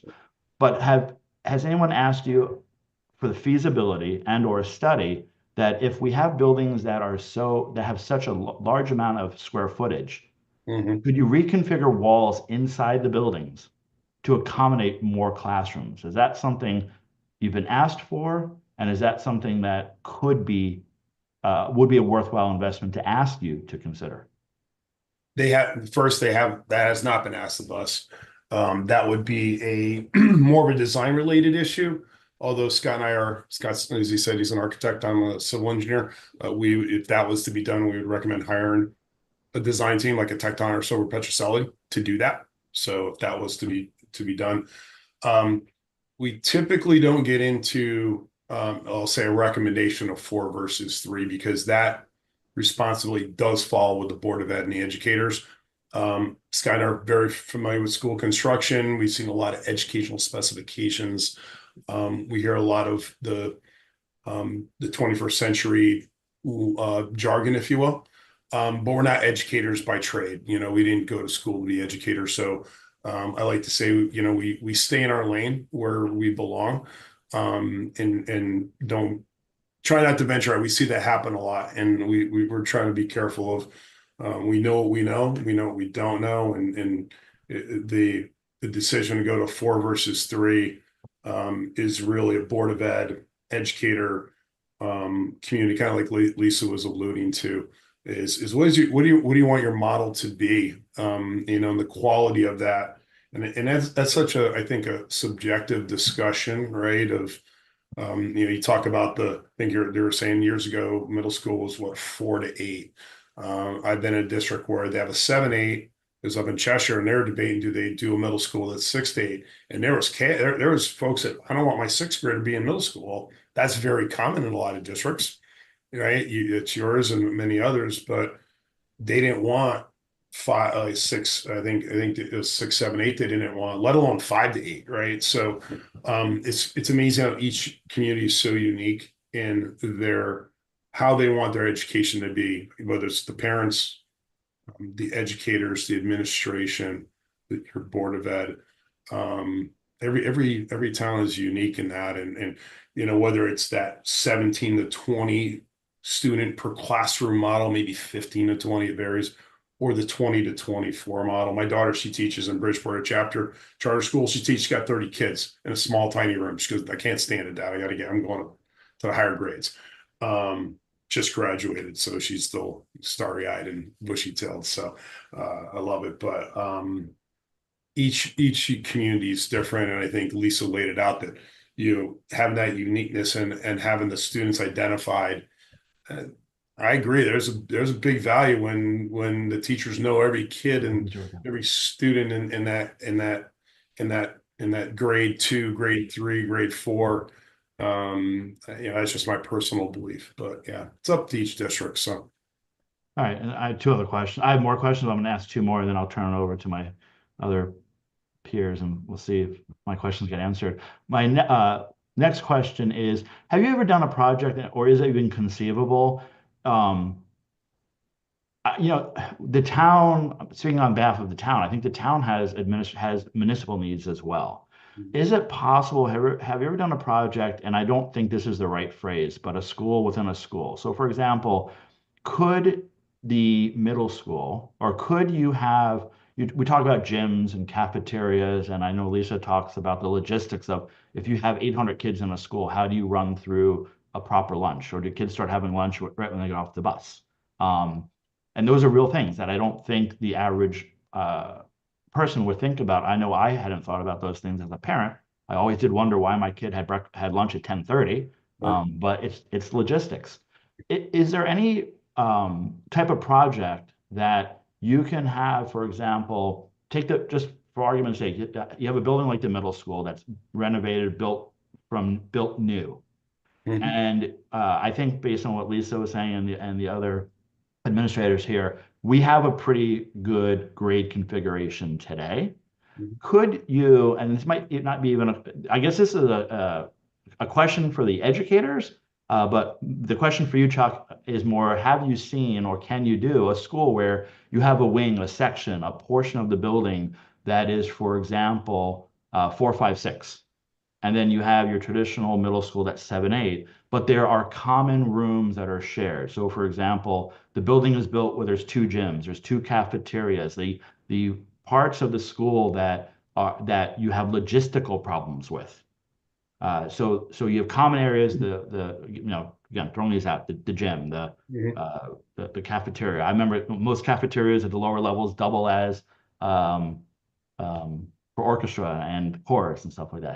Have you seen a project done like that where it's kind of one building, one set of major mechanicals, one set of infrastructure, but the building operates somewhat independent until you get to things like gyms and common spaces? Yeah, Chuck, why don't I take this one? You see anything, buddy? Yeah, I've actually been involved in 2 projects as an architect, Region 10 and in Portland, where in both cases, their middle school and high schools, as part of those projects, were joined together. And it's really a matter of how does it lay out for the existing building. In both those cases, they had a central kitchen that went into 2 separate serveries and 2 separate dining rooms. So very much, David, what you were alluding to. So there's efficiencies in having one larger kitchen, but combining those resources. And they also then shared an auditorium because, again, auditoriums, scheduling. You look at how much it's utilized, it's space utilization for the area, and so they shared in both of those cases an auditorium. And because the schools were joined together, it allowed them to build a little bit of a larger auditorium because they were sharing the populations of both schools. Now, certainly, again, both of those are very unique situations. Had to take a look at bus drop-off, bus routes, again, answering questions. Are we going to run one route? Or are we going to have 2 separate bus routes, separate starting times? And would the existing school configuration allow for that type of synergy to be created with potentially a new school built onto an existing? So I have seen it in the past with some success. And again, it can be done. Not sure it would be appropriate in this situation, and that again would be something that a design team would need to be hired. That isn't something that we would do, but then we would help manage that from an overall project budget standpoint, scheduling, phasing, and implementation. I think the class offerings might impact that too, and that's something that we don't even deal with, but just the class scheduling, right, and the different type of offerings for the different grades and how they overlap. I mean, the state of Connecticut, their new design, their guidelines they passed in 2016, they're not law, they're guidelines. What it really is trying to promote is maximum utilization of the classrooms, and also kind of flexibility. And we would recommend that in any design, regardless of the configuration. We did that in South Windsor with the new elementary schools, where we did a section. They're a growing population, I think around 10-12% per year. It's just crazy.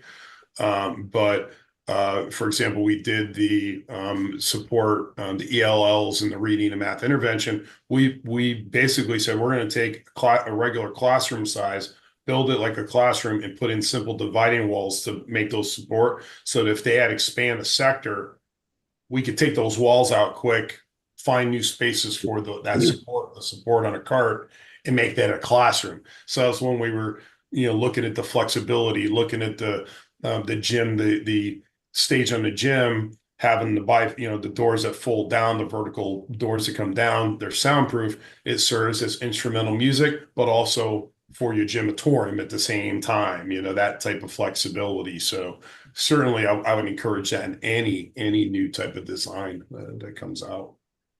All right, then my last question for the Yeah, go moment is Peter Gordon made some reference at our last meeting to a public act, and I'm not sure, I had written down 2474.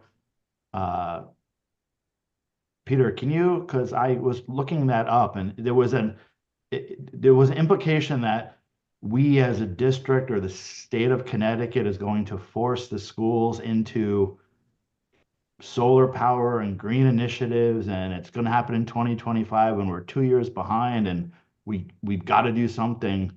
Do you have any clarification on that? Because that would be a highly unfunded state mandate if we've got to be going green in all 4 of our buildings. And I'm not sure Peter has a specific one. I'm going to take a stab at this, David. I know, recently there is legislation that's telling, you might be already aware of this, it might not be it, of each district has to evaluate all their mechanical systems. And there's a checklist that they have to go through in order and they have to report it. I think it's the Department of Public Health. I could be wrong. I'm paraphrasing here. But basically, there's a pretty large mandate in school districts to reevaluate their mechanical systems, have them reviewed, looked at by qualified engineers, and a plan to update them as well. And I'm paraphrasing this and probably hacking it up pretty good. But I know that just Woket Public Schools is going through that, and they're like, we don't know how we're going to do this. We can't comply with the mandate for these. And I think the intentions are good. I think the state says, hey, listen, we realize that there's a large population of schools throughout the state that are probably outdated from the indoor air quality perspective, that if another, God forbid, pandemic came around, they probably wouldn't be able to handle it. They'd still be opening up windows, where all the newer schools that we've done over the last 10, 12 years that have renovated or new, they didn't have any problem with it. They're all automated. They just go on their computers, they open up fresh air and they bring it in, they get the air turnovers. So I'm not sure if that was the one. I know there's one out to that effect. Yeah. As far as going green, statutes right now are, right, Scott, I think they're still kind of got high performance building. The energy code is improved there. And they certainly are encouraging the use of geo exchange, geothermal. We're doing that in Madison right now, where they have a geothermal. We're looking at that option down Stanford at West Hill High School, where the OPM there. That's a big topic down there on that school. That's a very large school. So the state is always certainly encouraging more efficient uses, and green technology for sure. It's just a matter of that balance and with it as well. So the costs. So there isn't any. No, there is. Okay. David, and you actually have a copy of it because Shipman sent it to us. It's Public Act number 24-151, sections 154, 176, Public Act 24-1, and it reads, and this is one of many paragraphs, beginning July 1st, 2025. So that's just shy of when we would maybe go out for a renovate as new or build new grant to the state for reimbursement. Board of Education must, prior to submitting any applications for grants for a school building project, complete a solar feasibility assessment for the school building or buildings, unless the buildings already utilize solar energy. The assessment must provide the Board of Education with information concerning the feasibility of installing solar photovoltaic systems on the premises of the school building or buildings. The information required to be in the assessment is outlined in the act. So this is one of several paragraphs. But as Chuck said, it indicates that even the discussion we've had till date this evening doesn't incorporate what may be required for us in the future beyond simply the fixes that Chuck and Mike and Phil have enunciated. So now we're in a situation where if we go beyond a 5-year plan, which the spreadsheet sort of points out is heavily loaded to the first 5 years, we're now being asked to do much more in the area of green schools and sustainability, and simply what Chuck outlined tonight. But that's the discussion, I think, for the second half of this evening, right? We haven't gotten to that part yet, but that's the that's among the drivers that Chuck just referred to, that we better start thinking about longer term greener buildings and healthier schools, right? Because That was 24,151. yeah, That was Yeah, a I think I was large looking. bill. Yeah, That was a large bill. That was one of the bigger ones that came out. I think I was looking just for clarification. It's at the last meeting, and I went by based on the Public Act number that I believe is at 2474. But either which way, I walked away from that meeting thinking there was some mandate coming starting in 2025 where our buildings have to have a certain amount of green initiatives. But what it sounds like is that's not the case. What new buildings, which is very common today, especially in Connecticut, new construction, especially commercial, and therefore I'm confident municipalities and buildings that take federal money and state money, they have to have green initiative. So it sounds like if we build new, it's just like code. If you build new, you've got to build it based on the code in place at the time you build it. But doesn't sound like our 4 buildings are heading towards a cliff where we're going to have to retrofit all 4 buildings with photovoltaic panels on the roof and drill wells. So I think I'm good on that. I got the clarification. all right. Yeah, it's part of the process of the OGA review now within their plan completion reviews. They ask you, did you consider the use of solar? And certainly with any new construction, we're making sure that the architects and engineers design the roofing structure so it can handle the snow load and weight of a PV system. Because not just the weight of the panels, but these panels, depending on angles and configuration, can hold snow. So we make sure that all the new buildings are designed with appropriate structural capacity. Looking at a lot of buildings we've evaluated built in the 50s, 60s, most of the time they fall short on that. They were not structurally designed to handle the weight of a PV system with the added snow load that comes with that. That's a fairly easy thing to evaluate. But yeah, all new schools, and as part of the state review process, they ask you, did you consider? And typically we make sure that any new school, if it doesn't include it, it has a provision, it has space for inverters, it has conduit going down to that room, that we plan for that in the future. All right, thanks. I really appreciate, Scott and Chuck, your expertise. It's been really helpful for me, especially. Thank you. Now, can I ask a question? This relates to the middle school, about what the options are. The options are to continue to operate it as is with the capital expenditures that you outlined earlier. If we were to choose to renovate it as new or totally build a new building, can you give us some guidance on the cost, to the extent you have it, and what the reimbursement rules are with the state if we were to do a new build versus a renovate as new? Yes, absolutely. I think if we're done on the other questions, I think that was the next agenda topic. So Okay. yeah, as you mentioned, Steve, yes, you could continue on just, addressing immediate needs with your capital plan. But then the 2 options you have are renovate as new or build new. You could undertake capital projects and not seek full state support, not qualify for renovate as new. But what renovate as new is typically anything that's a repair or a replacement. If you do that without following the statute requirements and getting renovation status, you would pay 100%. The state doesn't reimburse you on anything that an existing system that you repair or you replace. So if you replaced all your floors because your floors were worn out, for example, or your doors, or those types of things, state's not going to give you dime one for.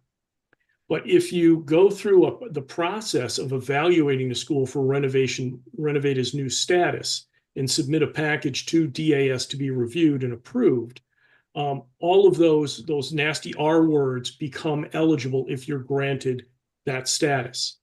Now, at a very high level, what you need to prove, in the architect has to sign an affidavit for this, and we work with them in typically the construction managers. You have to prove that renovating new is cheaper than building a new building. So, that's the high level litmus test. And typically, renovate as new, most if not almost all municipalities don't have a school you can vacate out, take all those kids out. So it's a phased renovation in an occupied building. So typically, let's say a new middle school might take anywhere from 20 to 24 months to build. Renovate is new on your middle school could be 36 to 42 months, if not longer, depending on how you could phase the construction. You have to get a structural engineer to go in and certify that the building is structurally sound and can last at least 50 years. And it's a matter I'm of sorry, really 50 looking at the existing build. Pardon? 50 years from the date of the new renovation? Yes, it has a lifespan of it. Yeah, that it's structurally it's sound. We have achieved this in the past. We've also had clients where we came to the table a little late and they had submitted a project as Renovate is new and really didn't do the job they should have done. And we've actually had to go back to the state and get that status changed, because when we got involved with the architect and the CM, it turned out that in fact it wasn't cheaper to build new or to renovate. It was actually cheaper to build new. So certainly that's the first step is renovation status even achievable? And that's a yes or no switch. And in your case, it may be a fairly close number. And I'm not really going to conject one way or another at this point. But then you have to look at what your end result is. Again, you heard, I believe it was Dan talking about the educational appropriateness and how the school is designed and interior windowless classrooms and how it works for the team teaching, which wasn't the educational model when the school was built. So, you have to weigh those factors as well, those intangibles. I mean, if you're very close in cost, but you can get a smaller state-of-the-art school that has an envelope that's a lot more energy efficient, that works educationally better and is a $1 or $2 million difference, then that may be, something that the board and the community and the public in general would want to take into account. And those are the types of evaluations we do. But, the first step would be, if you're even going to consider renovating the school, we would need to look into that and say, is renovation status even achievable? And from a financing point of view, because it will be a large capital project. If you say, okay, we're going to build a new school, or even renovate as new, back to your point that it could be a number, they could be very close to each other. What financing do you have to guarantee the state that's in place? Well, can you start a project without having financing, I guess no, as part of the grant commitment. Now I'm assuming, are you a referendum town? Yes. Okay. So typically when you file a grant, you have to file a grant before June 30th of any given year. And that then goes in, the state evaluates that grant submission. If it's complete, in December, they put you on the priority list. And the priority list is what goes through the legislative process for funding approval. Now, since you're a referendum town, when you submit the grant, you don't at that time have to have a successful referendum proving the cost of the project. And let's just say it's a $50 million project. You could wait until the fall. Typically, we see some communities do this in November around the election time, and they have it on the same day to save on the election. And assuming it's successful, you get that information off to DAS, to Michelle Dixon at Grants, and she would say, okay, now you've got your funding in place, you've approved the funding, we'll make sure your job gets on the priority list. If the referendum fails, your job wouldn't go onto the priority list and you'd start over. Yeah, as long as by November 15th, it has to be reported to the state in writing no later than November 15th. And that's for Renovate as well? That's for either. You have to have the referendum, a positive referendum approving the full project amount. Now, in your case, if it was new construction, the maximum reimbursement you'd get from the state is currently is at 12.14%. A renovation project, 22.14%. That would be the maximum of eligible. There are, in any project, there are ineligible costs that the state will not reimburse or limited eligible costs. It's quite complex.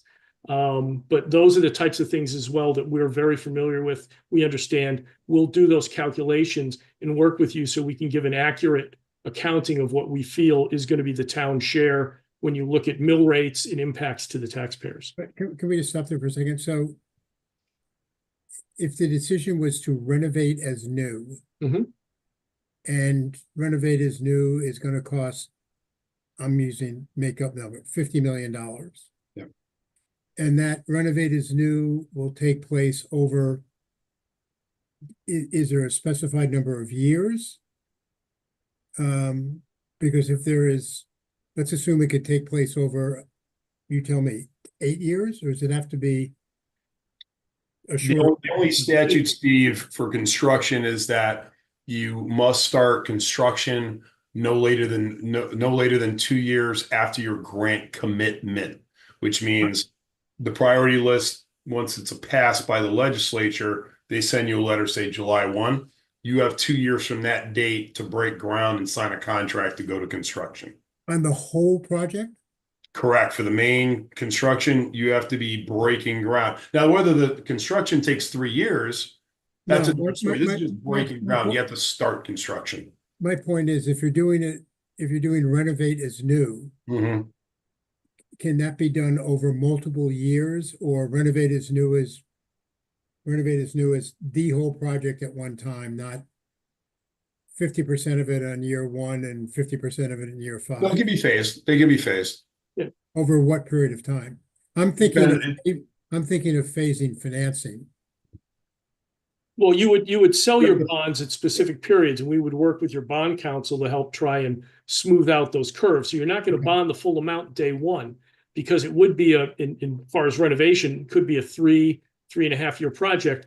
You would sell bonds at specific intervals.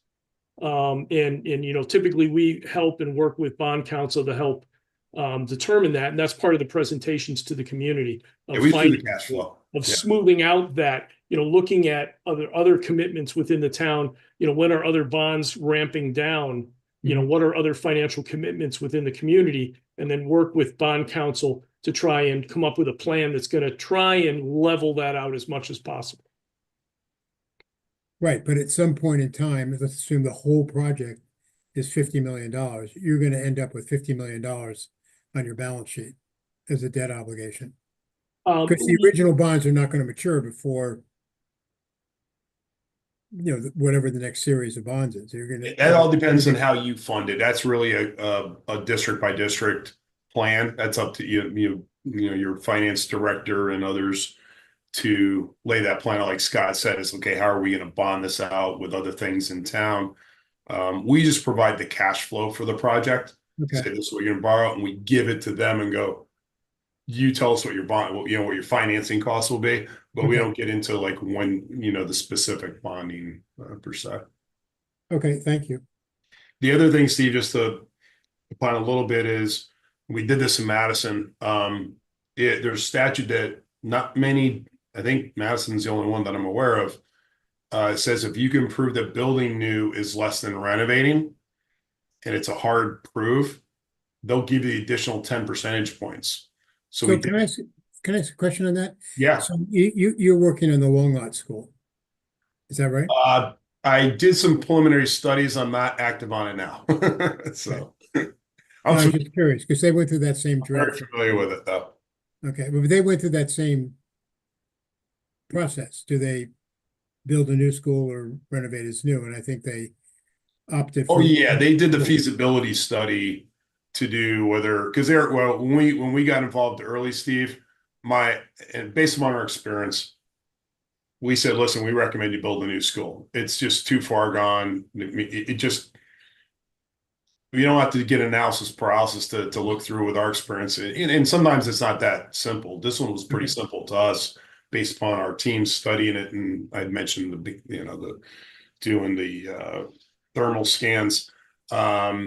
There's some questions on it. They hired a team to go through and look at renovation versus that. That's what they ultimately selected was a new school because it just, the the challenges with doing an occupied renovation in an elementary school, you can't abate during school. You can only do it during the summer. It's gonna, as Scott said, you're gonna draw that out. They had the property to do it.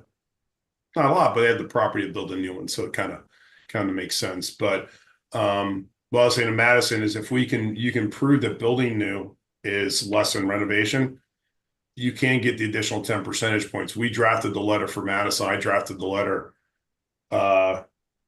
very creatively, I'll say. And we got an additional 10 percentage points on probably $58.5 million worth of eligible costs. So for 8 hours of work, they got about $5.5 to $5.8 million, we estimate, additional. And and you may not be in a position to answer this. Would you say the Weston Middle School is in a similar situation structure-wise as Longlots was? I only say that having attended Longlots as a kid, but my initial take, Steve, and I'm probably gonna end up eating my words. My initial thought walking through it, I would lean towards a new build, I would say, because the way we walk through the academic cores and the ceilings are super low, we wouldn't be able to get our mechanicals in there most likely. It'd be very, very challenged in there. And I think, as Dan mentioned, the way it's programmatically set up, I mean, Scott, you did Francis Walsh Intermediate School, did the high school up in New Fairfield. Everyone's going to the pod configuration, for their learning environment. It doesn't, and I don't know the school, I'm not an expert on the school, but it doesn't seem to be set up that way to support very, very sprawling single story. So I'd probably lean towards that, Steve, but subject to, a little more studying. okay, great. Are there other questions from the board? Actually, Steve, based on what you just said, Chuck, looking at all four of our structures, where would you classify them? From, I'll say, like, worst to best. Worst to best, not necessarily, because I think we might have some ties in this category, but like, Yeah, exactly. There, but on our walkthrough, at a face value, and I'll let Scott, he can, opine here. I think the one with your greatest need is the middle school. I'll put it that way. It probably has the highest need. The leases, I think that is the intermediate school, just because it's a newer school. And I think going forward is keep maintaining it. Don't push off the maintenance on the intermediate school, because you're going to end up in the same problem down 100%. But I think Hurlbut's in good shape. It's just sprawling. So it'd be middle school, Hurlbut, I think the high school, then probably the intermediate school, if I had to rank those. No, ranking, I totally get that, but I think in one of the other districts, I don't know where I read this, if this was something that had been passed on to me, that I was reading about what you're doing in Westport or Madison or whatever, but you had a classification for the schools, right? So one was like, I don't remember what the classifications were. You had them in there. So Yeah. if you had to classify our four buildings, what would you grade each of the buildings as? Oh, grading wise, interesting. I'm trying to remember what district that might have been. I know in Westport, I remember that, going through the schools there and ranking them. I'd have to think about that one, to be honest, Sharon, and look. If you have the specific district that we did it, if you want to pass that to Lisa, I can take a look at just to refresh, because we've done so many of them. I apologize. That's okay. I think it was Westport in particular. But Peter, you had shared some articles as well. Do you recall specifically what the ranking, how they referred to the ranking? Maybe that'll help to refresh Chuck's memory. A little while ago. You're on mute. Yeah. Yeah, the articles were about Longlots and the new elementary school in Madison in their rationale. And I think there was a third district, and it wasn't Windsor. But basically, I think maybe a different slightly slant on Sharon's question, maybe building on something David had asked, is we have a 5-year plan, which was part 1 of our meeting tonight. We haven't quite got to part 2 yet. in that 5-year plan, I heard that congratulatory remarks to our facilities folks for at least maintaining some semblance of capability. I don't know if it meets code. I don't know if that's staved off it being unsafe. But then I heard we could go off the cliff, which is sort of David's way of saying really how close are we to that cliff edge. And then Chuck said too far gone for long lots. So maybe the real question is for the middle school and for Hurlbut, outside of the really good work that the staff does in understanding the educational benefits, we're on a scale from 1 to 10, where 1 is pristine and 10 is it's closing tomorrow due to being unsafe for students. Do these two schools lie? It opens a can of worms. But if we're going to do a 5-year plan, but in year 4 we get a catastrophic failure, we wasted 3 years work and 3 years of money. So I think it's good to know for the public the shape those two buildings are in, or lack of shape. And I think your expertise would greatly. Yeah, that's a super subjective. That's something I don't want to just throw out in this meeting. It just because once it goes out, it sticks, and it never goes away.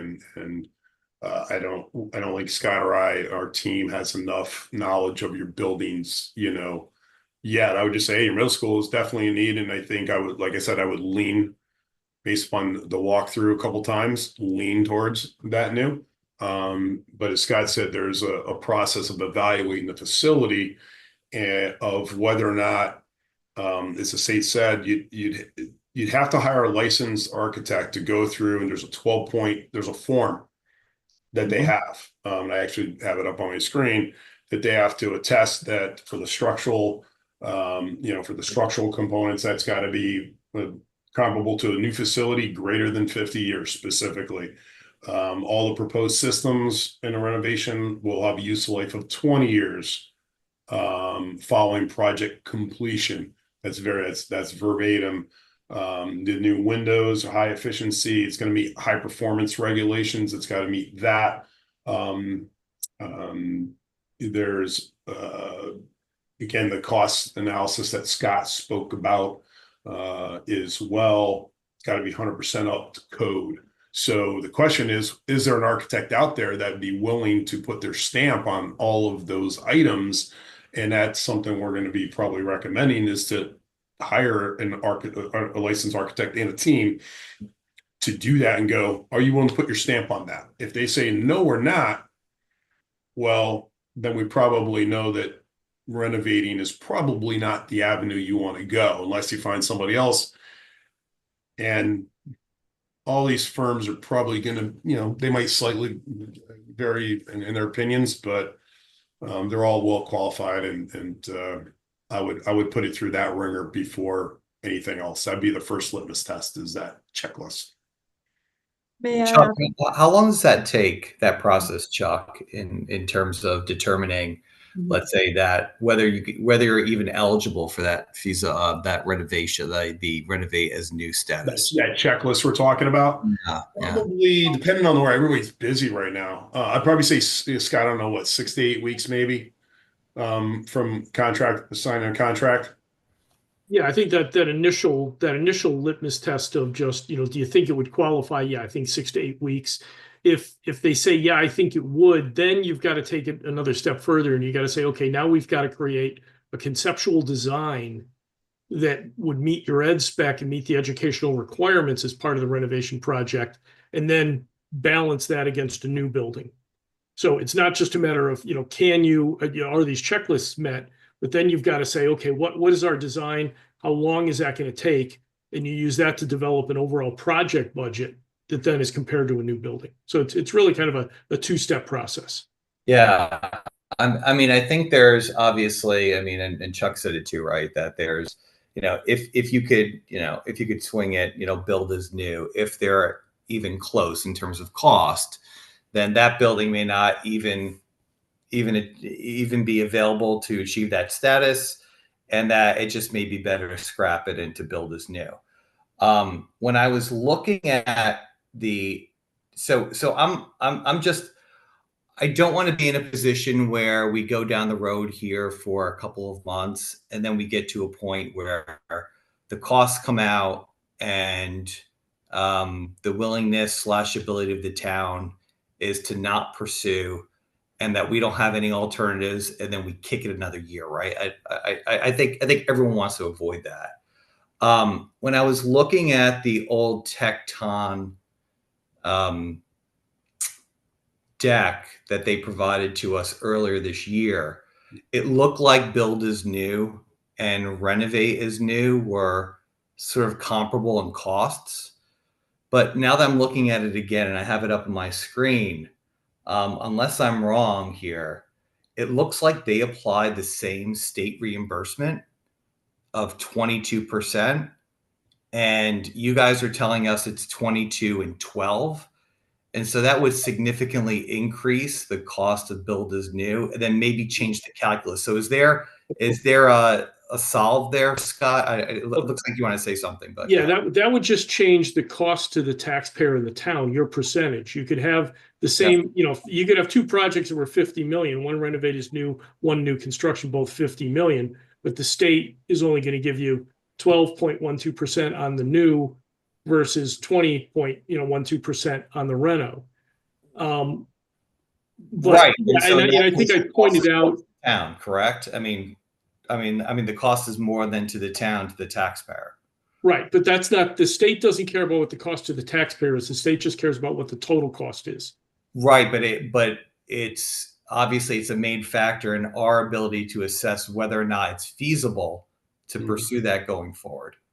I guess from just the debt capacity, willingness, willingness and ability to go ahead and move forward with that if it's that much more expensive, I guess is what I'm saying. Yeah, and again, that's what we help putting together your overall project budgets. And when I evaluated the reports and I looked at Tecton's, yeah, the numbers were almost identical. And I think you can't take that at face value. I don't think it was developed appropriately.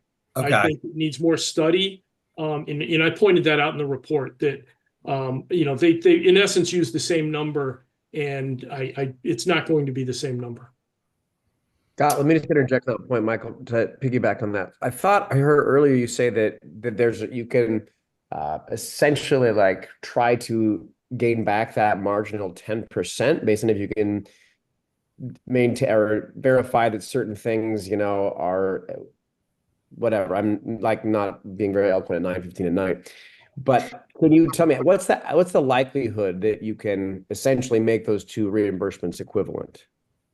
I mean, we've had success with it one time, and we understand. I think it was the first time when Chuck and I were reading that statute, and the light bulb went on, and we went back to the state, and Chuck put together a very well crafted letter to the state, and the state granted that. Just because the state has done something in the past doesn't necessarily guarantee that it's going to happen in the future, but it certainly, if there is that potential, and if we can prove that building new construction, I mean, if you can prove that building new construction is cheaper, they're not going to let you renovate as new anyway. So you're going down the new construction path. And then with that, we can, again, look and see if there's the potential to have that same grant, expanded to the extra 10%, and can also work with your local legislators. So, I can't promise that was going to happen, but certainly if Renovate is New is off the table, or if you choose to go new construction and that is deemed cheaper than renovating, absolutely, we would work with you to pursue all avenues. I mean, part of what we do is we want to maximize the state dollars coming back to your community. We want to help you maximize, and make it as efficient as possible for the taxpayers, minimize that mill rate. And that's a lot of what we bring to the table. Okay, thanks. Sorry, Michael, go ahead. No, that's fine. Thanks for clarifying, Chad.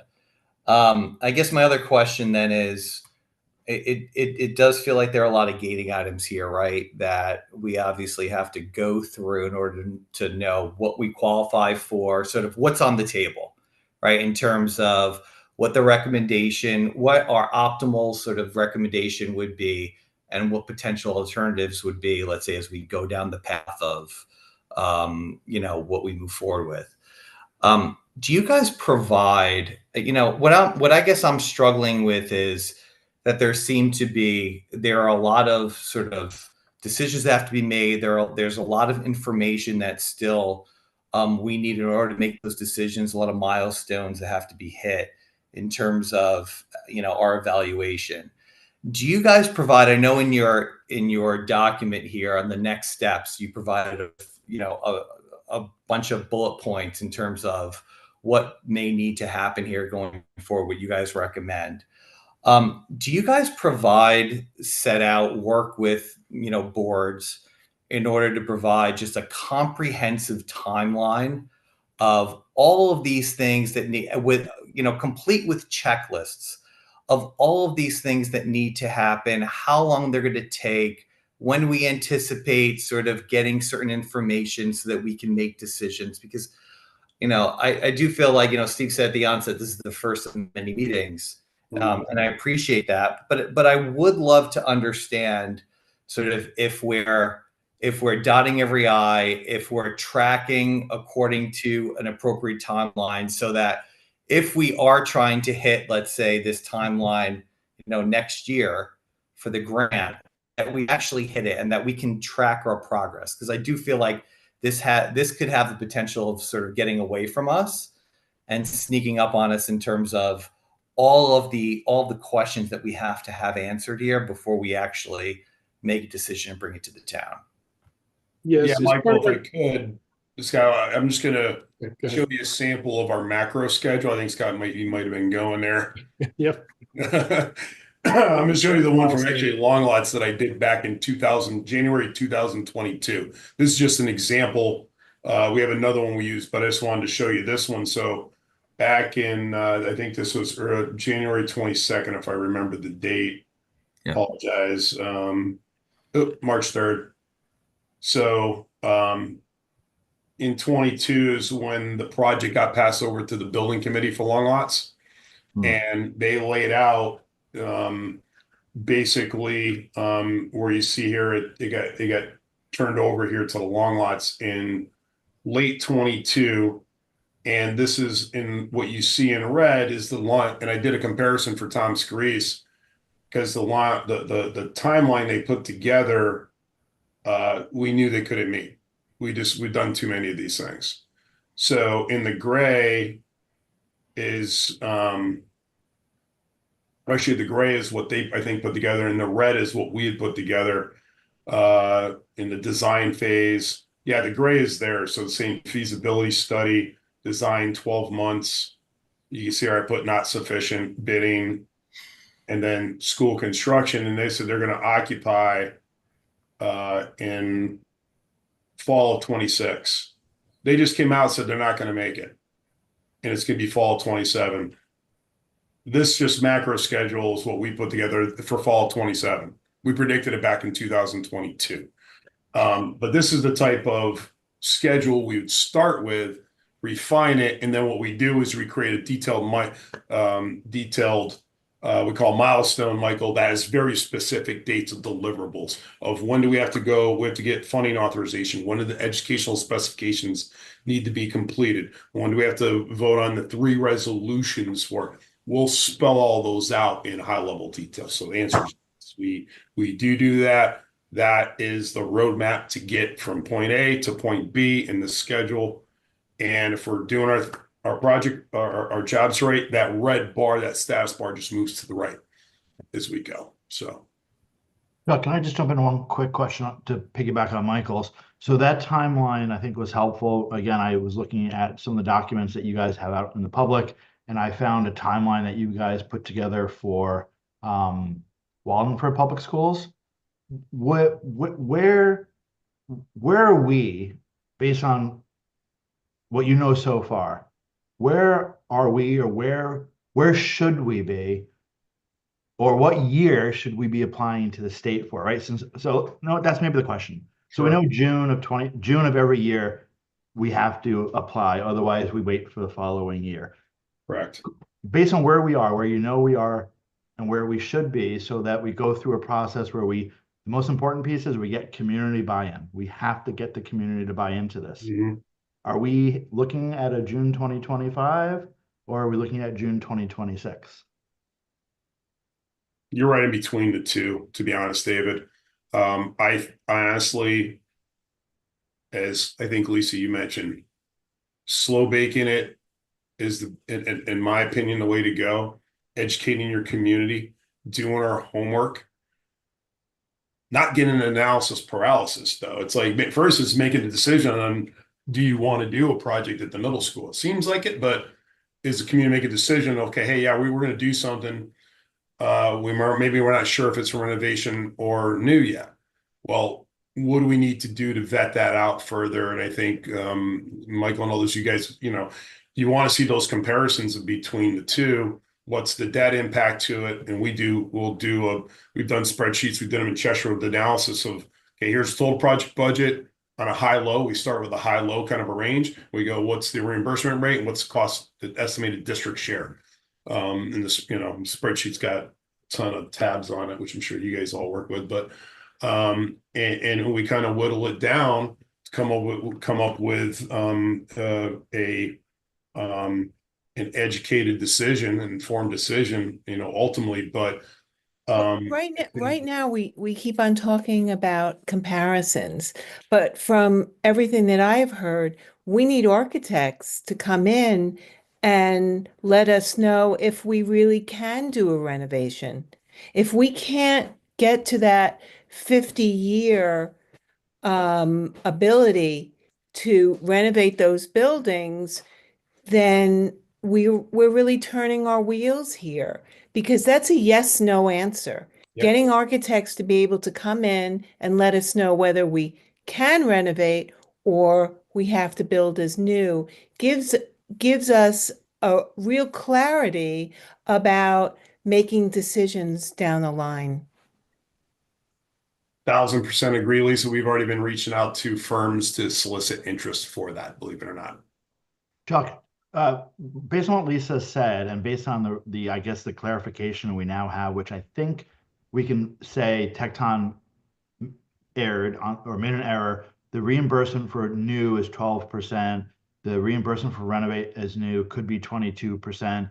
You might be able to get a waiver for us or whatever the better wording would be, but we shouldn't bank on that. Again, That's especially in the money. town. Yeah, that's bonus money. So based on what Lisa, just kind of drift off Lisa's question, if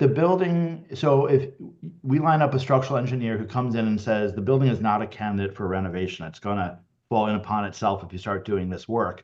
Does the state consider that it's because it's not a candidate for renovate as new, therefore we must build new, therefore we could get the higher reimbursement, or is it still case by case?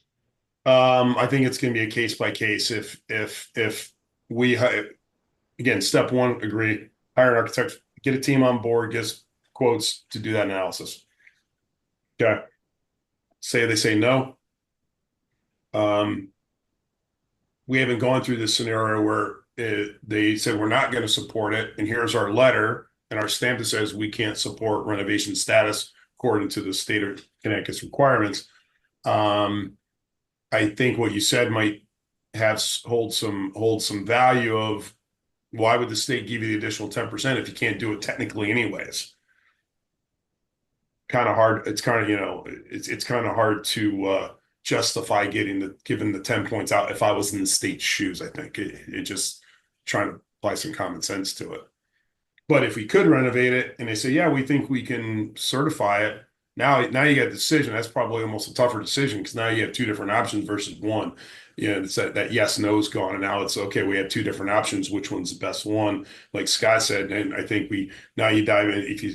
We have to kind of whittle it down and do this iterative process of, okay, what are some of the options? Do we tear off one side, one section of the building and build because you're oversized now and you have a more condensed, maybe academic wing? Those studies take a little bit, and then pricing them up. We like to have we recommend having two estimators when we do them because it gives us a little more clarity. But going back to your original question, I think you're probably looking at a well thought out plan to be in 26, but could we do it at 25? You're talking 6-7 months. It's not a lot of time. It gets eaten up really quick. By the time we do that analysis, it'll be January. If that's assuming I get a quote in the next week and you award it and we move forward with that. So it sounds like we've almost come completely full circle. Although this conversation has been incredibly helpful for me, at least, it sounds like the next logical step is really two things. One that we have to deal with as a community, which is what can we responsibly afford, but we have to also get you or get an engineer on board to tell us what we can do with the middle school, because I think, I'm speaking for myself and maybe the rest of the board, the middle school is number one. If we're not doing the middle school, we're not doing anything, and we're not doing anything, right? So we have to do the middle school. So it sounds to me like there's two things that should happen in tandem. Find out, can we renovate the middle school or not structurally? And can we afford the dollar amount's going to be the same, as you said, Chuck, right? It's a reimbursement. And we have a dollar amount from Tecton, right, wrong, or rounding error, we don't know. It's $110 million. It's $110 million, I think, for renovate is new, $111 million for new, or maybe I have those numbers inverted, right? But it's $110 million. So we have that number. So we have to know, are we renovating as new or are we building new? And concurrently, we should be finding out from our Board of Finance, how we stress test this? What can the town responsibly afford? And I think that's kind of 2.5 hours in. I agree. They are parallel, because it sounds like you're doing one of them already. It sounds like your Board of Finance is already engaged in that. Our next step, and we've been reaching out, just a lot of firms are busy right now of soliciting a quote to do that renovation status analysis that we're talking about. Look, we went down this road earlier, but it's always been the same, which is, and we'll hear from the Board of Finance, within 45 days or sooner than that, because it's my understanding it'll be sometime in December, as to what they believe the optimal debt capacity is of the town overall, because it's not just our requests, it's also requests from the town and the town needs. So, we're going to get that number, relatively soon, and that will, under almost any circumstance, affect the conversation that we're having this evening. But to Michael's point, with the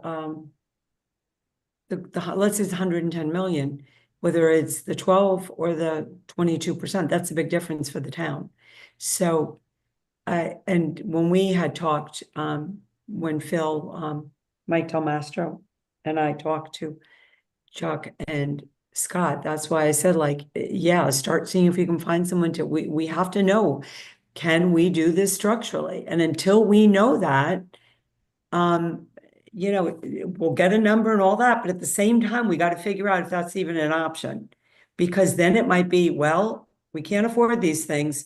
Let's go back to just fixing the envelope, and that number will be greater than what the numbers are tonight. Yes. So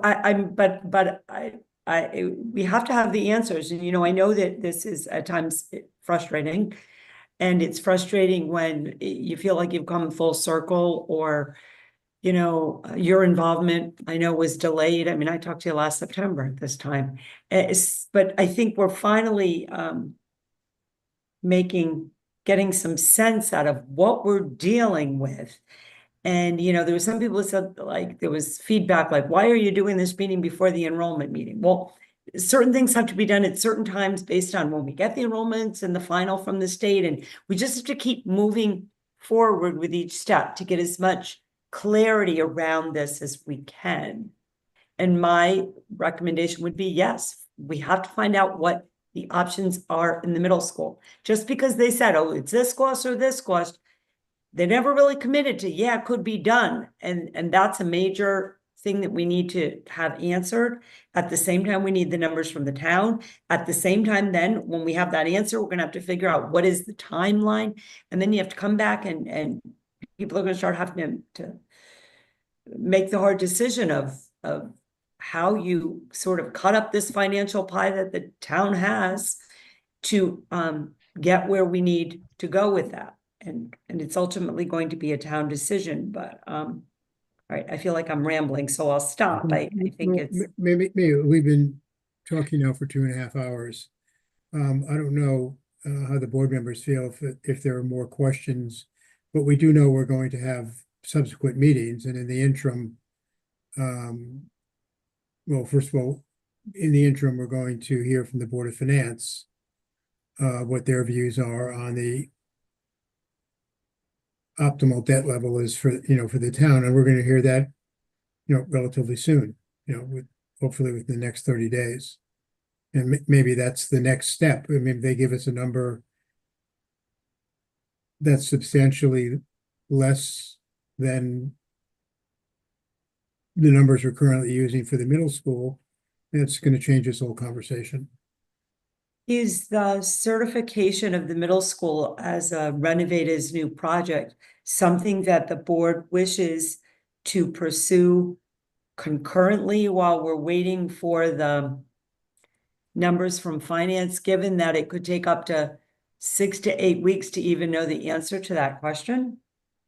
I think we have to do that responsibly.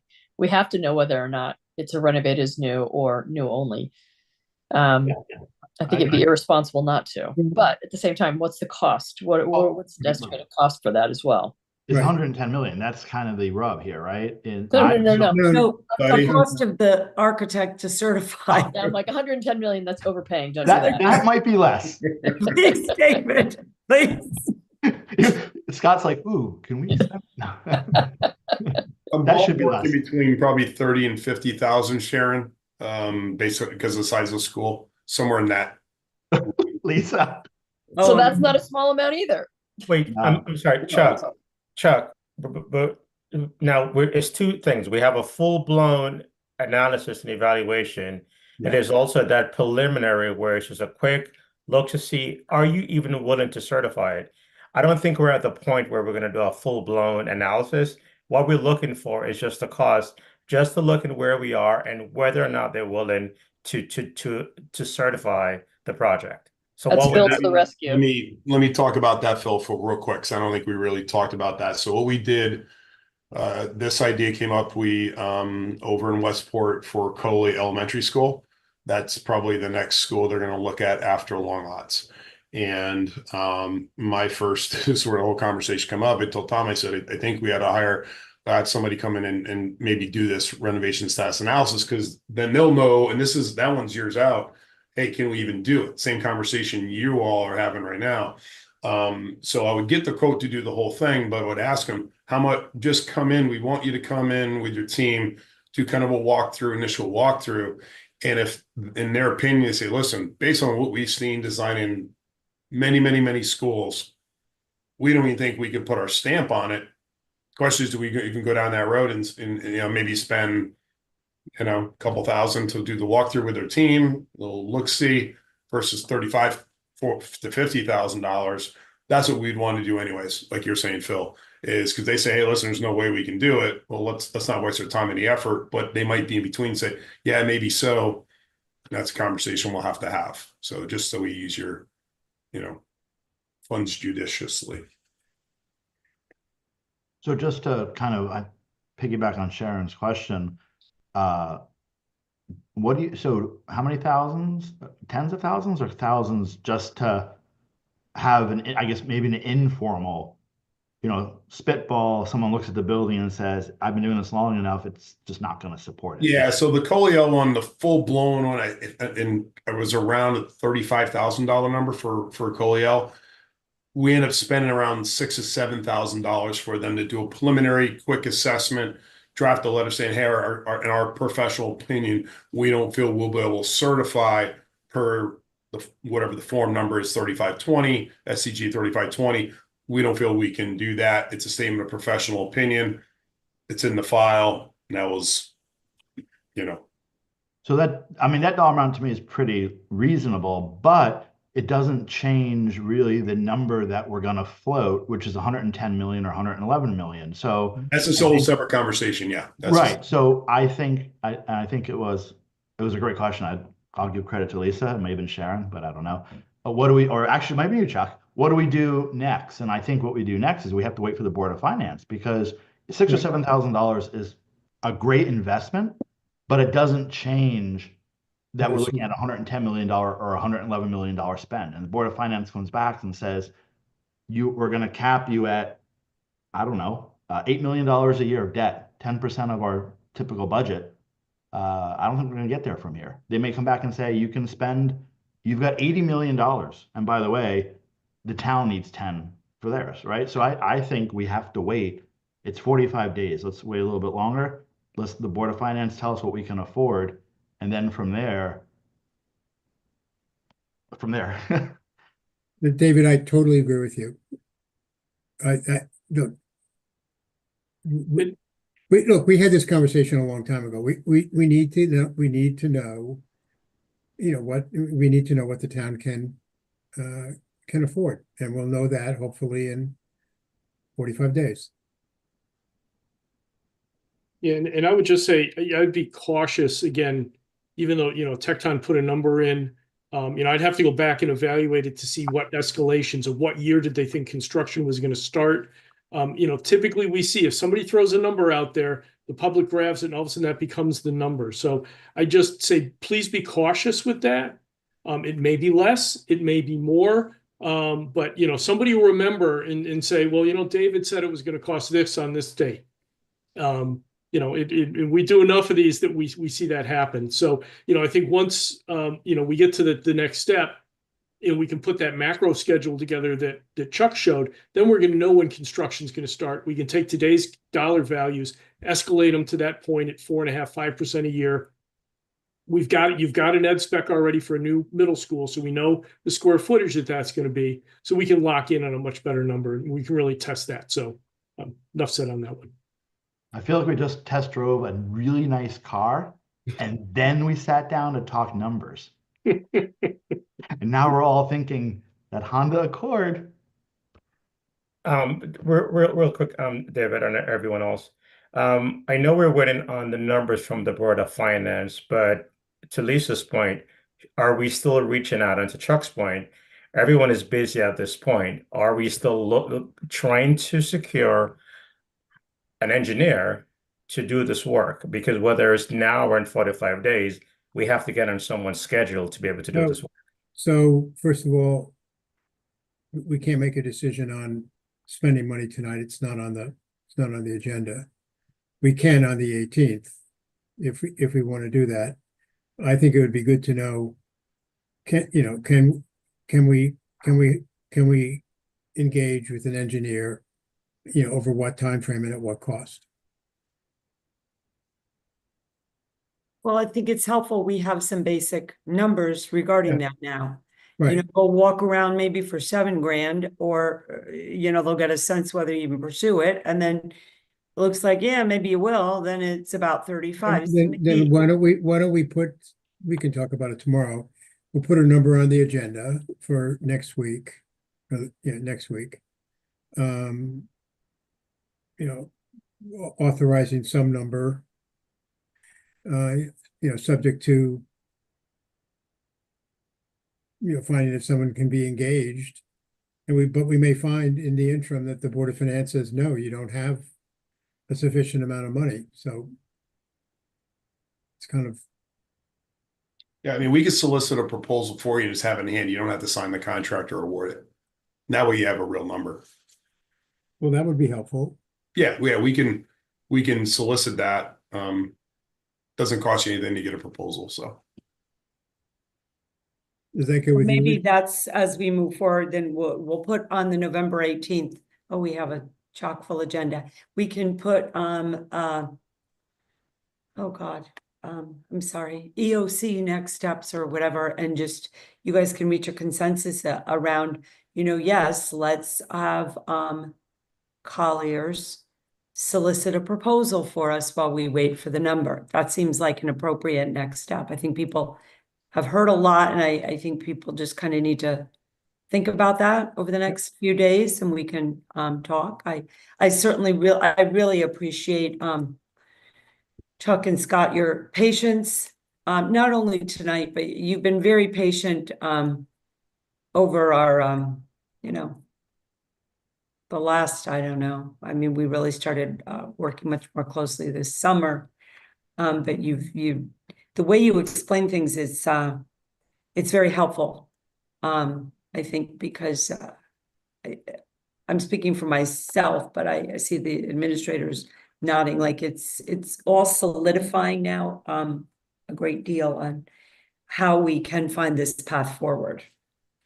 Yeah, Chuck, Scott, I just want to say this is the most clarifying discussion around this topic that I've been a part of, and I'm relatively new, so I've only been around here on the board for a year, so I don't have the history that David or Steve have, or Peter with this subject, but it's been extremely clarifying. Or Sharon. I know it's frustrating, Lisa, in terms of sort of, you know, spinning our wheels a little bit, but I do feel like at least now we have a path forward, Yes. we have a plan. Yes. And that I think next steps, aside from what you had mentioned, of course, is then building out this timeline, Yes. right?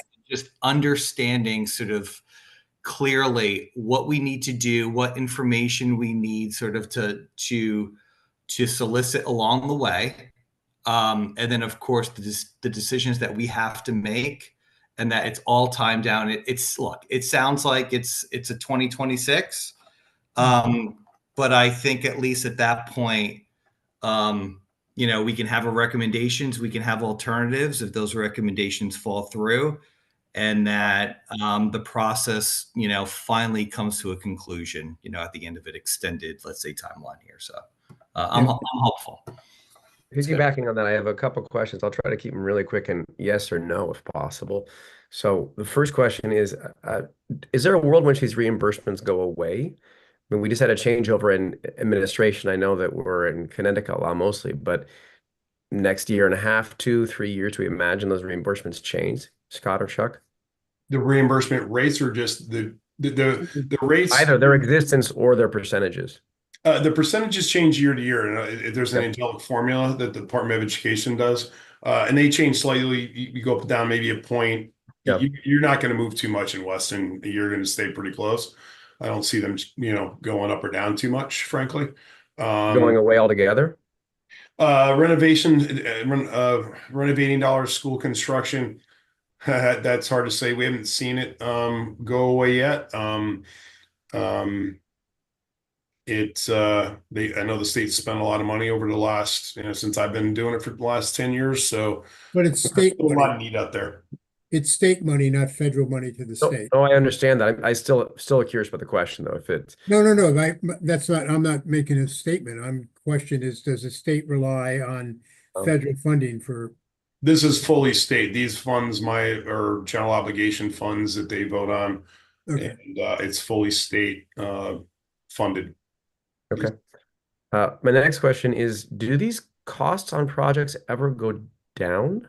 What I mean by that is, like, can we exert any price pressure on this overall thing based on, I'm sure labor's gone up, but Steve and Mike would know a lot more about this than I do, and the inflationary environment might change, but also, like, can't we just have some sort of, like, some degree of wiggle room here in terms of how much price pressure we put down in terms of vendors, suppliers, all that kind of stuff? Or is that just never in the game because it seems as though these numbers will only ever go in one direction? I think unless you hit a real big recession, I don't see them going down. Yeah. All right. Like in 2008, they got some very good pricing on projects, and folks were putting in terrazzo flooring and, you know, got good pricing, but we haven't seen them going down yet. Right now, we're seeing about $1,000 a square foot total project cost. So around 700, 600. Now it's around 1,000 right now. Okay. And then the last thing is not a question, but it's rather just a thing to throw out there to people, is that, and we'd have to plan this way in advance, but it's worth contemplating.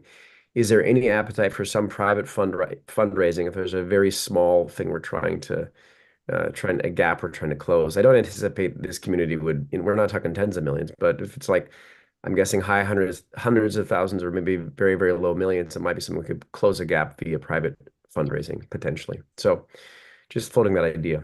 That's it. I'm out. It's 9:46. I won't talk more than you already all have. Are there other questions or to be continued? I'll just summarize what I've learned. We learned it's about $50 million to keep the lights on over a 5-year span. It's actually more because if you look, there's 4% that should be added to that as an average over a few years, but that's a good number. It doesn't make us exceed the standard of educational opportunity for our children in the town. I guess we'll find out when young families with kids that they aspire to have or have young kids or kids in the system now that's satisfactory to them or not. And then we may hit a wall going up. The next leap is $110 million. And that'd be satisfactory to that constituency. And it's up to the Board of Finance whether or not they're going to bond at that number. So I'm looking forward to young families going, I don't like $50 million. I want $110 million because I want my kids to go above and beyond in a special school district, is where we began with Lisa and her staff's explanation. So I invite the public to speak out if you're not satisfied with just keeping the lights on. If you want more, this is your opportunity, because we may hire a structural consultant or not, but you're the voters, you're the constituency. We're doing this for the benefit of you and your families. So this is the time.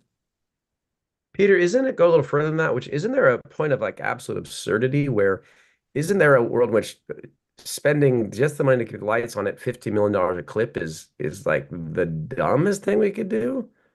Meaning that to me occurs like that looks like it's just a complete waste of money. Like either we should just limp along, essentially mask taping everything, or we should do something bold. But 50 million bucks looks like a massive price tag just to keep this thing, you know, whatever, shipshape or tolerable, I guess.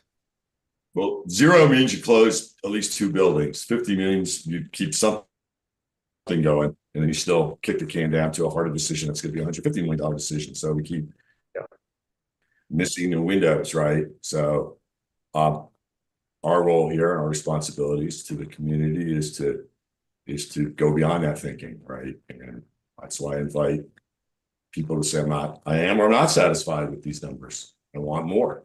And, you know, maybe Chuck and Scott know if I had 80, if they could say I had $80 million, this is what I would do immediately. I wouldn't even think about it. You know, they know everything because they've seen it all in the state of Connecticut. So that's a conversation we have forthcoming, right? So if you had the money, this is what I would do immediately. I wouldn't even go down the path of renovate as new or find a structural engineer. If the Board of Finance says this, that's what you do. And you just don't even look backwards and you make your June deadline and then you go build your building. And Okay. Anything else? Lisa? No, again, just thanks, Chuck and Scott. We'll be in touch. And we do have an EOC subcommittee meeting on Friday. Yes, we do. Maybe at that time we can debrief and firm up what we'll do at the Board of Ed meeting. Perfect. And just to remind the public, those meetings do remind the public that those committee meetings are public. So feel free to look on the school calendar and figure out how to determine how to dial in if you're so interested. With that, can I first of all thank you very much. Can I have a motion to adjourn? So moved. Second? I'll second. All those in favor? Aye. Thanks, Thanks a Chuck. lot. Thanks, Scott. You Yes, are thank you, rock guys. stars. thank you, everyone. That was That's great. very, Thank you.